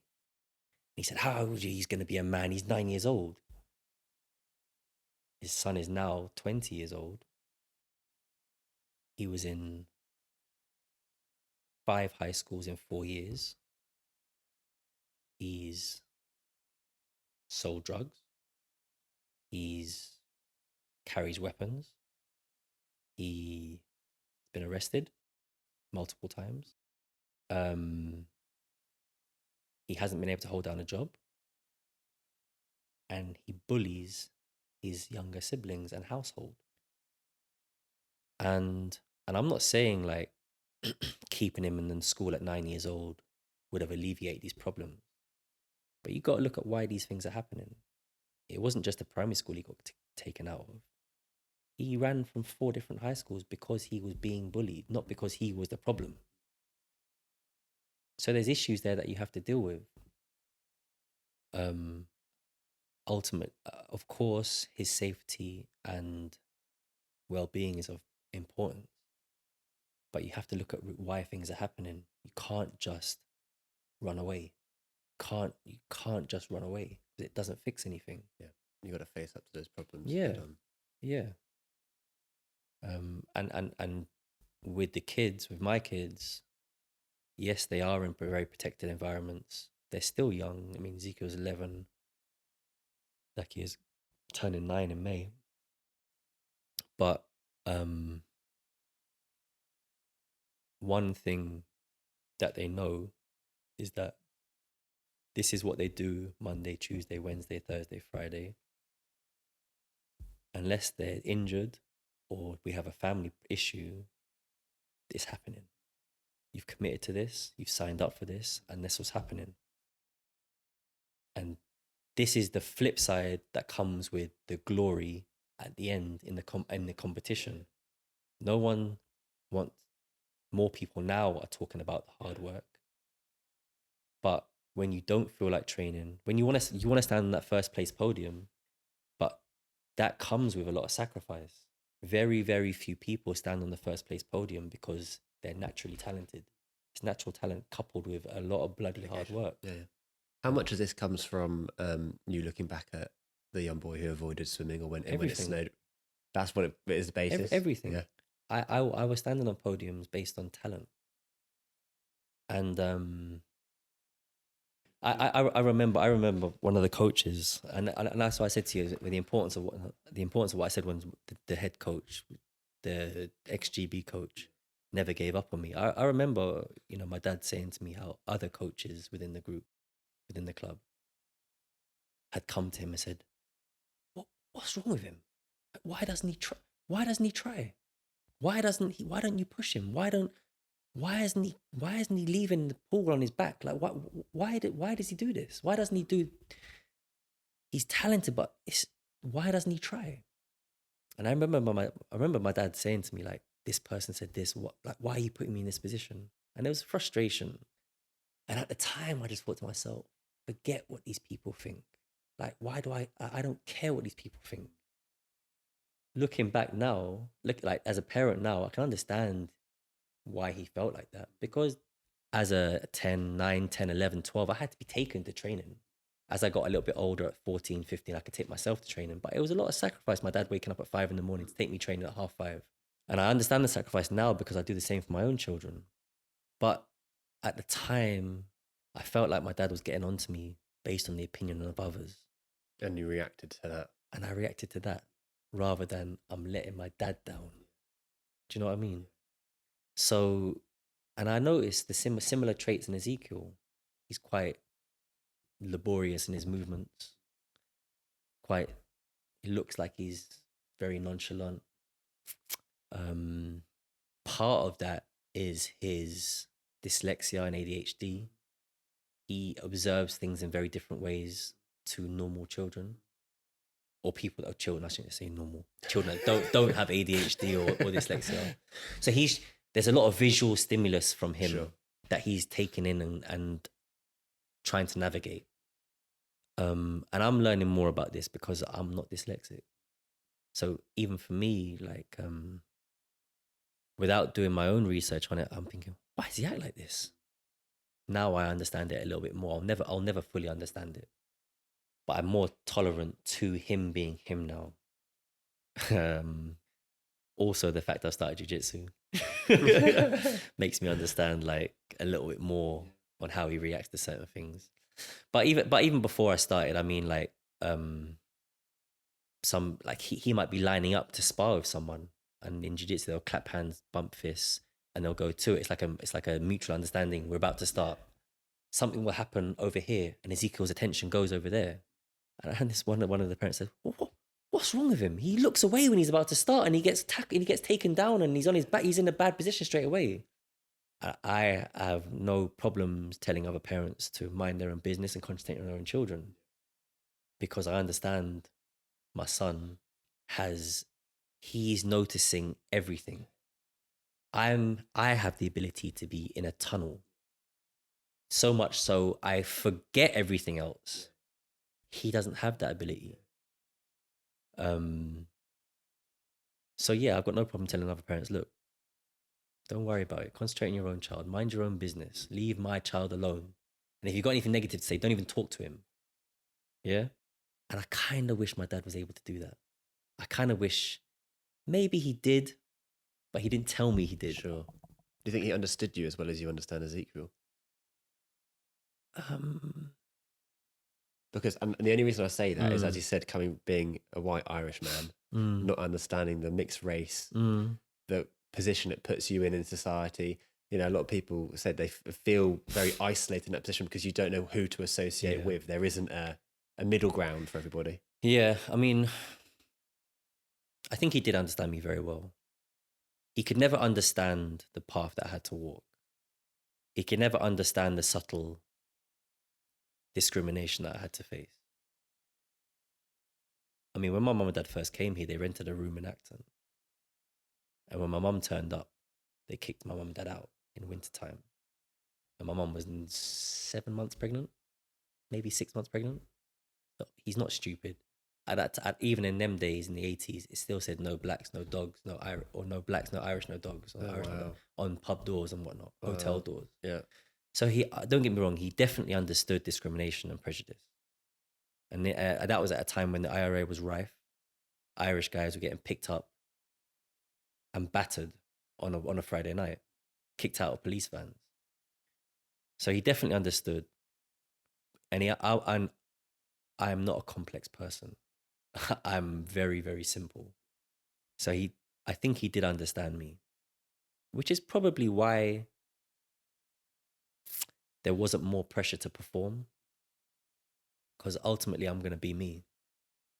The times up until 14, I was able to win everything pretty effortlessly. When our bodies started to change, I stayed the same. Everyone grew. I started to lose. Which is probably when I really needed to start digging in and start training properly. I just didn't have the heart to do it. And I don't know if it was heart to do it or passion for swimming to do it. Well, as you said, it was you were living out your dad's dream in some ways, doing the swimming. Yeah. I mean, there was a few experiences that really, I remember lining up for a final and it was like I don't know how to call it, like a league. It was like a league of clubs. And you go to different competitions on a Saturday, you win points for your club, and at the end there's a club trophy. And I remember lining up for a final, and it wasn't even a personal win, it was just points for the club. And I remember this boy next to me saying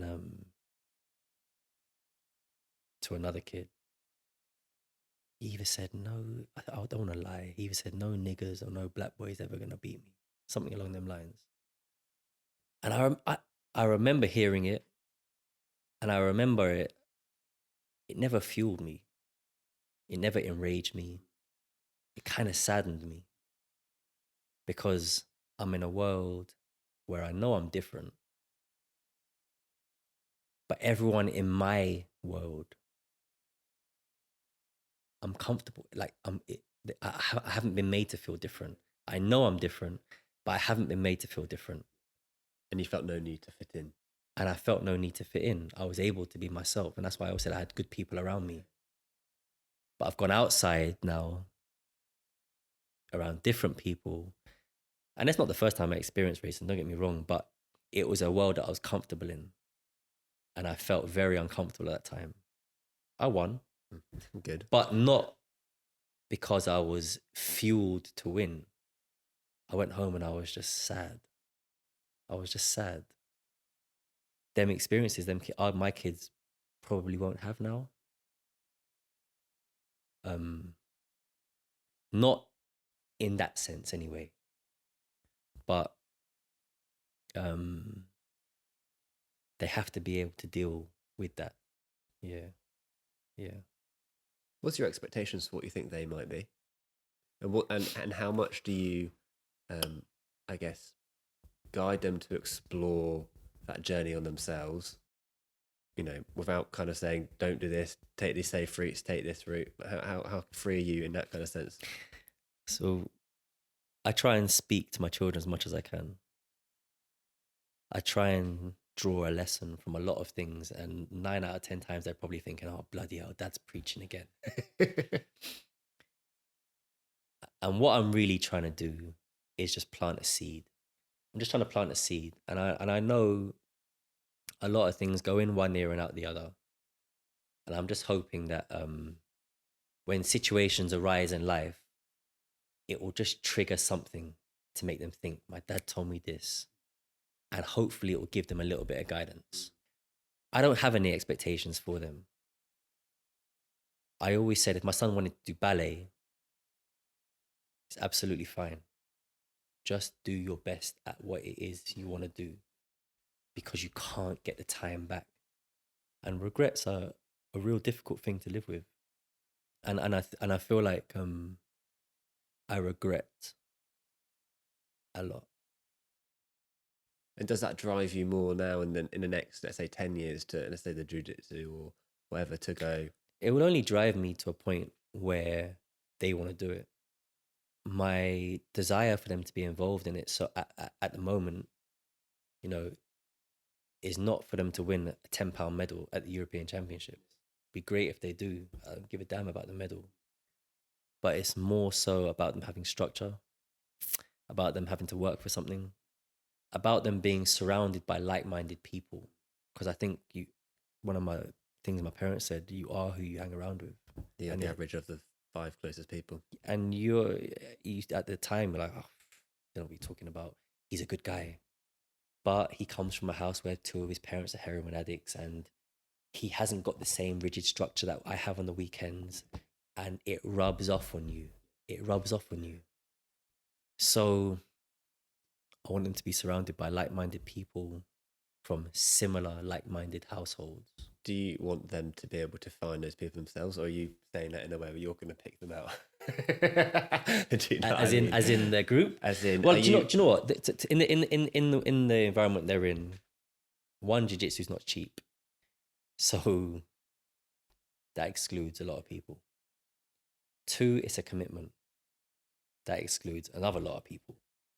So generally, the people in that world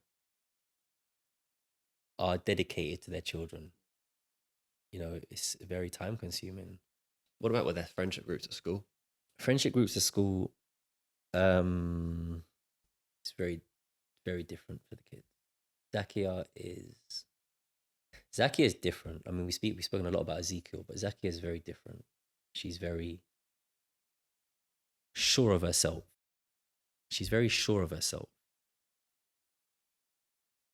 In a given situation. She knows how to read the room very well. If she's unsure, she knows how to take a step back. She's very socially conscious. But she's very different to her peers. In her class, she's the only black girl. There's many Asians, Indians, Pakistanis, Egyptian, Algerians. But she's the only black girl in her class. She's very tomboyish. She's got an older brother and a dad she spends a lot of time with. So I know she struggles with fitting in. She never suffers a fool. So she won't tolerate any nonsense, which has led to an inability to maintain friendships. I don't want to say inability. Her, you know, she'll be friends with one. Let's say she's got 5 close friends. She'll be friends with, let's say, one person in particular, and she'll fall out with them very regularly because she's not tolerating rubbish. Whereas Ezekiel will be more easy, she won't. And she's just as talented in jiu-jitsu, if not more so than he is.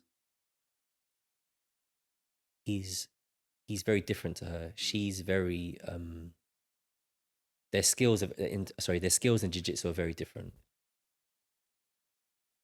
But I can see quitting her.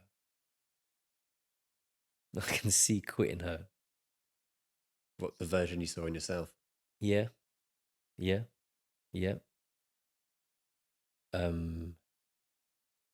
So in Roger Gracie, where they train in Hammersmith, you know, she's been the lead competitor for a very long time, to the point where she couldn't even get a training partner because people were worried that she was going to smash them to pieces. You know, I've seen parents put their hands on their head in despair for their child when they get partnered with my daughter. Proud father. And she has no chill button. She has now, because she's been on the receiving end of beatings now, because I've taken her outside to different competitive environments where she's not the best. So she understands what it's like to be on the receiving end. So now she's a bit different. Yeah. But when I say I see quit in her, it's not like she walks around just discarding responsibilities and not doing things that she's supposed to do.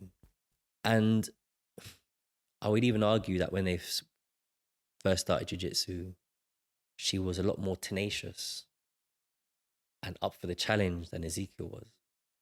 But the saying goes, it's not how you start the race, it's how you finish. And the true test isn't when you're flying high. It's when your back's against the wall, what do you do? And Ezekiel had a very slow start and a very difficult start because of his size. He was 2 years below the age of what he was supposed to go into the group he was in. But because of his size, he had to move up. So not only is he fighting with people that are 2 years older than him, which as a kid is quite a lot, he's also fighting with kids that have been in the sport since they've been 4 years old. And he's also not fit for purpose. Like, it takes a long time for your body to get fit for the sport you're in. Whereas she came in and, you know, has been the top of the class. Any challenge that has been put to her, she really stood up to it in terms of, not necessarily in skill level, but in terms of tenacity. She never backed down. Whereas Ezekiel looked like he was backing down, but the reality is he just never had the skill set to win. But now they've been in it. So let's say they went back in so they started in January 2020. COVID kicked in March. We never really got back into full swing of jiu-jitsu until March 2021, when lockdowns kind of stopped. Am I correct there? Yeah, March 21 was basically when we came out of lockdown. With, yeah. Right, so that's when they went back into jiu-jitsu. So they've been in it now, let's say March, April time. So they've been in it now, 21, 22, 20. Coming up 2 years, full-time, 5-6 times a week training. Ezekiel's now found his feet. Based on the journey that he had in terms of the difficulty he faced, he's built up a resilience and an attitude to work that I can only admire. Whereas now, you know, she's really being tested. There's kids in her group that have caught her up. And there's times where she's like, I don't want to train. And it might be that she's tired. It might be she just doesn't feel like it, because I don't feel like training all the time. But I also know that she hates to lose. She hates to lose, as most people do. And the thought of going and losing to someone you used to smash to pieces can be quite frustrating for someone. So my approaches with them are very, very different. And maybe the conversations I had with Ezekiel at the beginning that really maybe didn't apply to her at the time, I may have to start having with her now. Because although the pressures of life for Ezekiel and as a man are very different to a female, she may not have a husband to carry her. She still has to be able to survive life.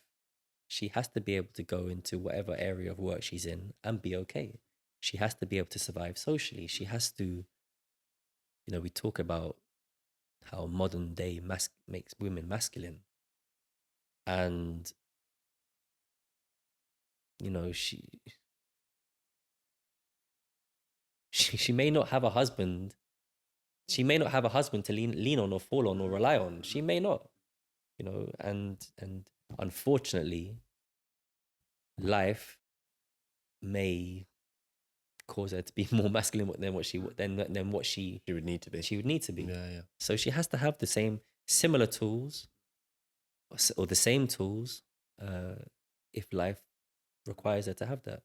So with her, it's a delicate balance between keeping her under and understanding that she's a female and a girl, but keeping her strong enough to survive the pitfalls and the meander of life, I guess. It's deep, meaningful. Yeah, I don't know. Endless. Maybe I'm overthinking things. You probably can do always as a parent, because you always want to kind of give them the best situation, the best kind of outcomes from any place you put them in. But I mean, the question I say to you is, you've got to where you are predominantly off probably yourself. I know your parents have put yourself and protected and given these opportunities, but what you've learned and experienced has got you to that point now where you probably have that, life experience has given you that perspective now you have to put on your kids, rather than from them protecting you and your parents protecting you and actually guiding you. Yeah. And I ultimately, look, I mean, I love watching them do jiu-jitsu, and watching them train inspires me to train. Sometimes I bring my kit and I leave it in the car, and I think to myself, no, I can't train, because I've seen them train, and I think to myself, and I feel better for it. I feel better for it afterwards. But whatever it is they choose to do, all I ask is them just to be committed to it. Like, don't be a coward. And that's not saying you have to be a hero every day. The man that goes to pick up bins on the street is doing what he needs to be done. Is doing what needs to be done. He can be a coward by staying in his bed and saying, "Oh, I can't go and pick up bins. It hurts my ego." Or he can be the guy that mans up to the job that has to be done at that particular time, because that's what's required. And I just don't want them to be cowards. And I felt like when I was younger, I had that cowardice in me. This really interesting. It's a common theme, this, in terms of what you're teaching them is what you regret from your childhood, but yet you've learned and you've got rid of who you are now. You've got those traits out of who you are now. I don't think you can never get rid of the traits. They're in my DNA. Do you think so? Absolutely. So when have you been a coward then in the last couple of years in the situations and not committed to things which you needed to get done?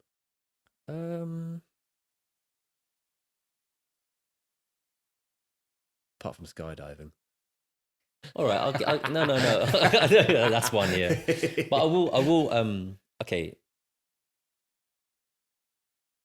You know, you spoke about how I'll do what more than 90% of men would do. And that's in one particular sense, that I'm naturally quite comfortable in doing it. I can be a workhorse. But what's the other thing that we've been speaking about for months that I haven't engaged in? Leadership. No, I wouldn't say that. Oh, maybe go on. In terms of business? One, yeah, okay, yeah. But it's also social media, right? Well, exactly. Okay, so being your own lead, though, in terms of actually putting your face out there and actually the exposure to it. One of my, I guess, I've always been a private person. I never got onto social media until 2016. I never had a Facebook. I've lived my life in privacy. I got onto Instagram because I was working in Gymbox and I was encouraged to do so, not because I wanted to. And in all honesty, I haven't utilized it in any way to help my business. And people always say they see value in what I'm doing more than what I actually see value in it. People always say that they can see my potential that I necessarily can't see. But for me to, really commit to being on social media, filming, speaking on camera, performing exercises that can be open for criticism is a very daunting task.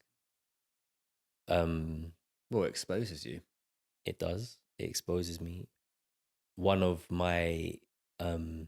exposes me, but to the world. But also, to do that, it takes a little bit of.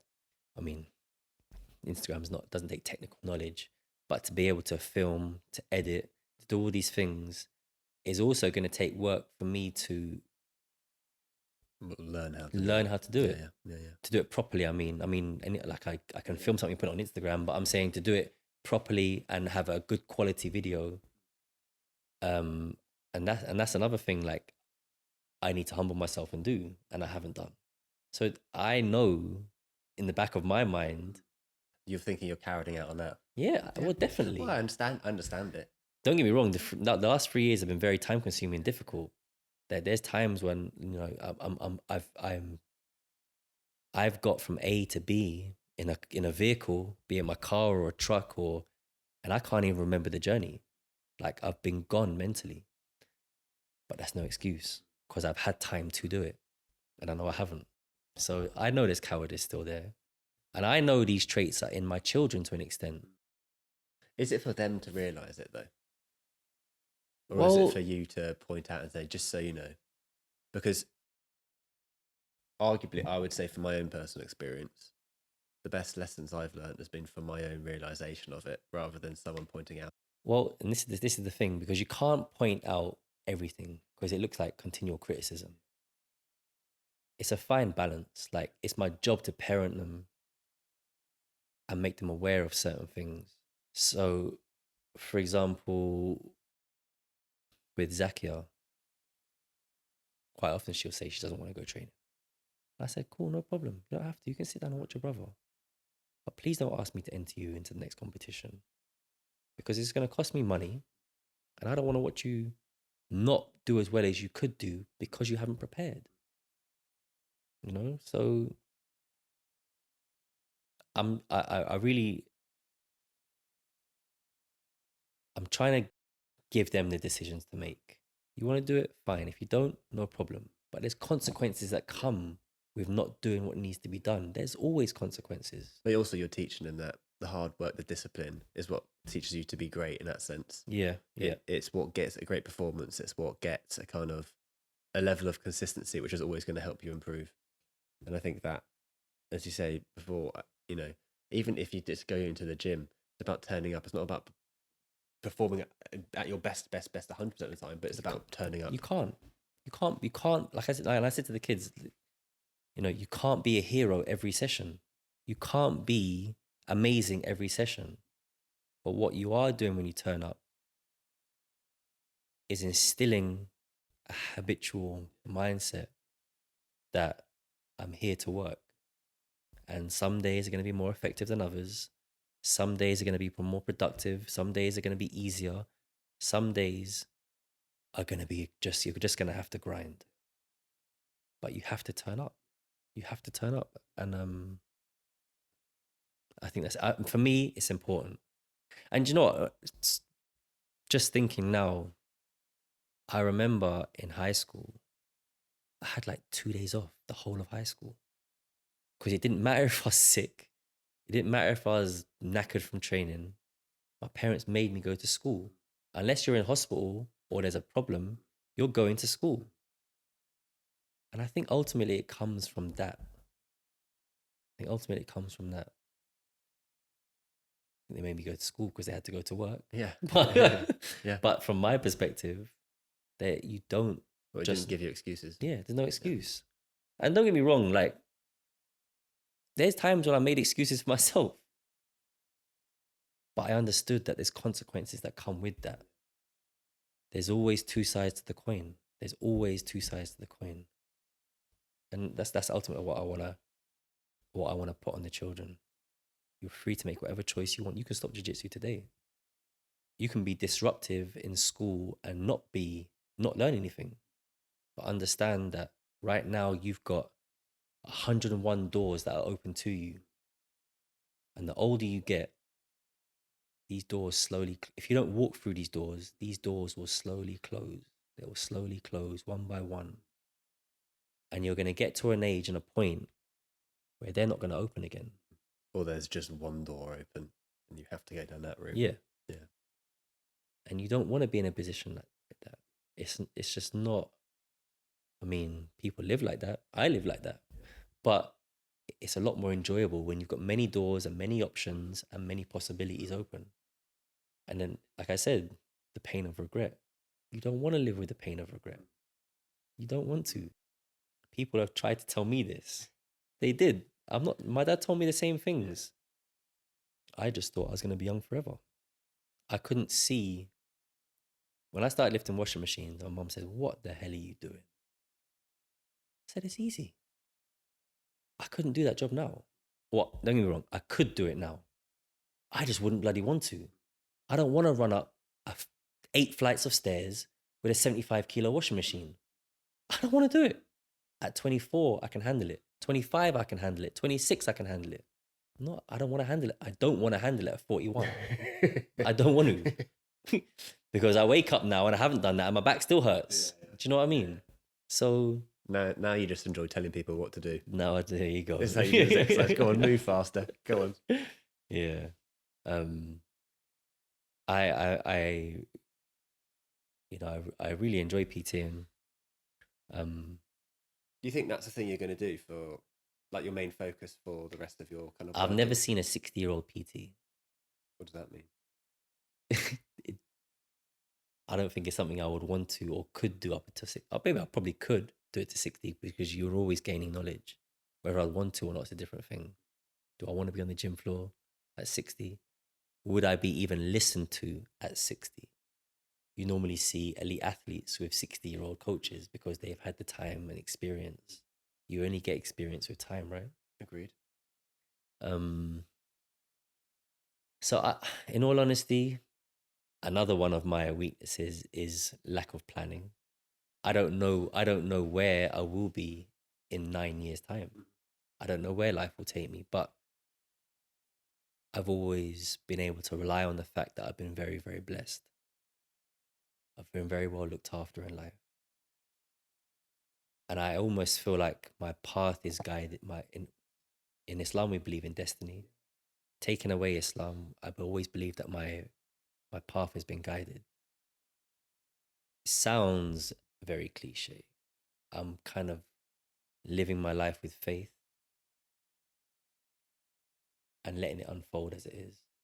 But you've got the foundations to do that, though. You know, owning a gym and running the gym. You're building a business. You've got that there in a sense that as long as it keeps turning over, you may not need to be the PT who leads it, but you've got that sense you can step back and do the management, grow it. Yeah, you know? yeah. So, I mean, I completely agree with you that I think you've got, it's like the spirituality element of it. I follow it. It's almost magnetic, you know, you go where you're pulled. Yeah. You follow those instincts. And those are really where, I guess, the true growth happens because you're taught lessons faster, doors open a lot slower than you think. Patience is going to have to be learned. Yeah, and don't get me wrong, it causes a lot of contention between me and my partner because she's very much plan, talk, plan, get it done. And I find that very difficult because I'm in the back of my mind, I'm just thinking, it doesn't matter what I plan here. What will be, will be. Exactly. And also a plan never works out how you want it. Sometimes it does. And I mean, that's what makes her comfortable. And I guess she likes something to work towards. Whereas I'm completely the opposite, I guess. Which is, I guess, why we make the power couple. Yeah. Well, yin and yang. When it works. Okay, I want to end with one question. Okay. And it's almost a piece of advice, you know, and I think we probably know this already, but what's the kind of thing you would say to someone who's looking to pursue their passion or find something which they want to commit to? What's the greatest bit of advice you can give them to help them, I guess, make quick step forward or last and actually achieve what they want to do?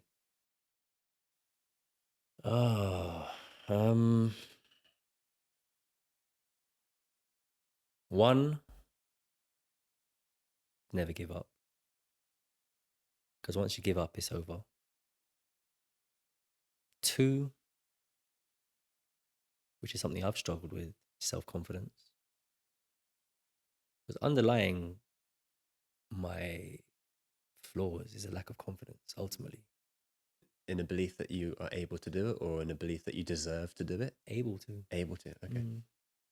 Yeah.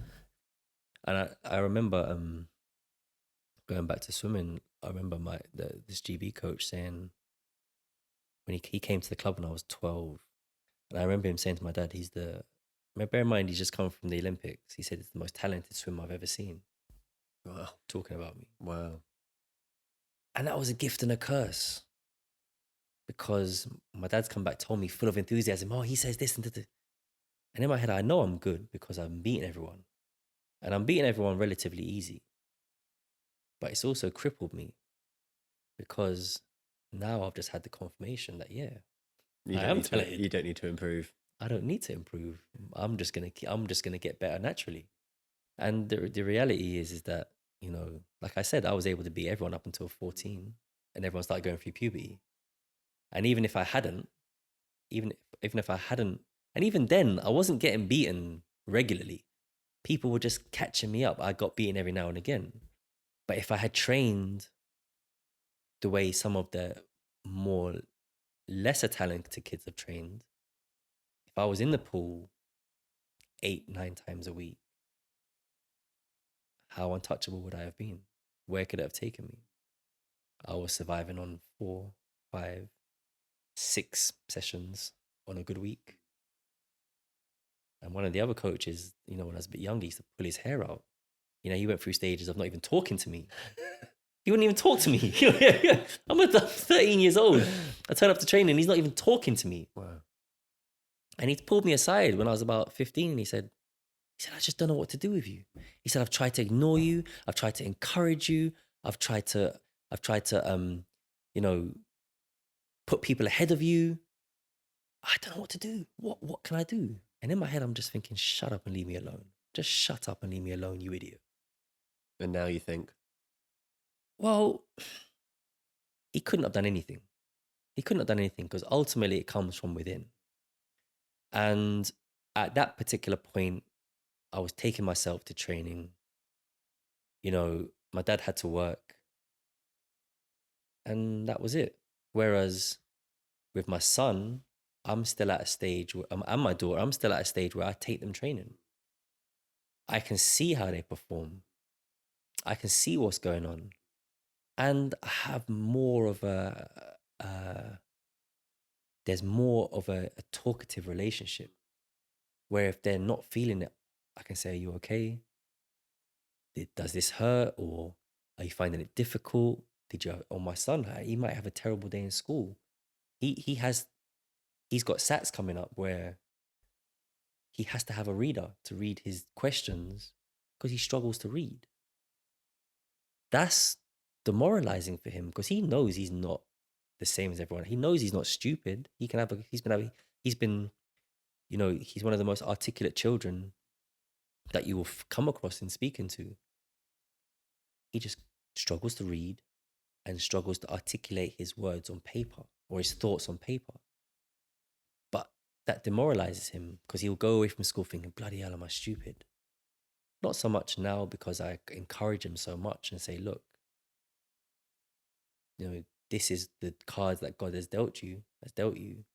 And for however difficult it is for you to see the reason behind it, this is what it is. And we work with it. But that can play a massive part on whether he trains well because he'll come from school just completely demoralized. And mindset is a big thing. If he's happy and jovial and having fun, he'll train like a monster. If he's down or depressed, or not depressed is the wrong word, but if he's down about something or he struggles with something, it throws him off. I forgot where I went with that now. the advice you'd give people following their passions? Yeah, look, one, self-confidence. And it's easy to say that because I know, I mean, it's easy to say it. One was don't quit. Huh? One was don't quit. The first one was don't quit. 2, self-confidence. Self-confidence, yeah. It could just be those 2 if you wanted to. I think they're the most important. Yeah. I mean, I guess believe in yourself, but also do something which actually. I think there's stages where you're not going to believe in yourself. I think there's stages where it's natural to doubt yourself. That going back to the kids again, I remember in that first year, come back after COVID, and the kids were training. Mazika was getting battered every session. Like I said, he was 2 years younger than everyone else in the group, and he had 5 years less experience. And he used to come home in the car crying pretty much every session. And He was crying, one, because he found it very difficult, but then two, I'm there. Why are you doing this? Or why are you doing that? Why aren't you doing this? And it's so easy to shout from the sidelines. But ultimately, and I said, look, I know you find it difficult, but we'll be back tomorrow. And it's taken a massive commitment from me and his mum to bring them training, to bring them to different clubs for sparring, to force him to compete. And it was hard watching him compete the first time because he lost every match. And it was a struggle because is it going to cripple him or is it going to make him? And ultimately, it made him, because it just made him think, I don't want this feeling again. You know, and you know, similar to my son, I think he's, you know, very well guided and blessed, like spiritually.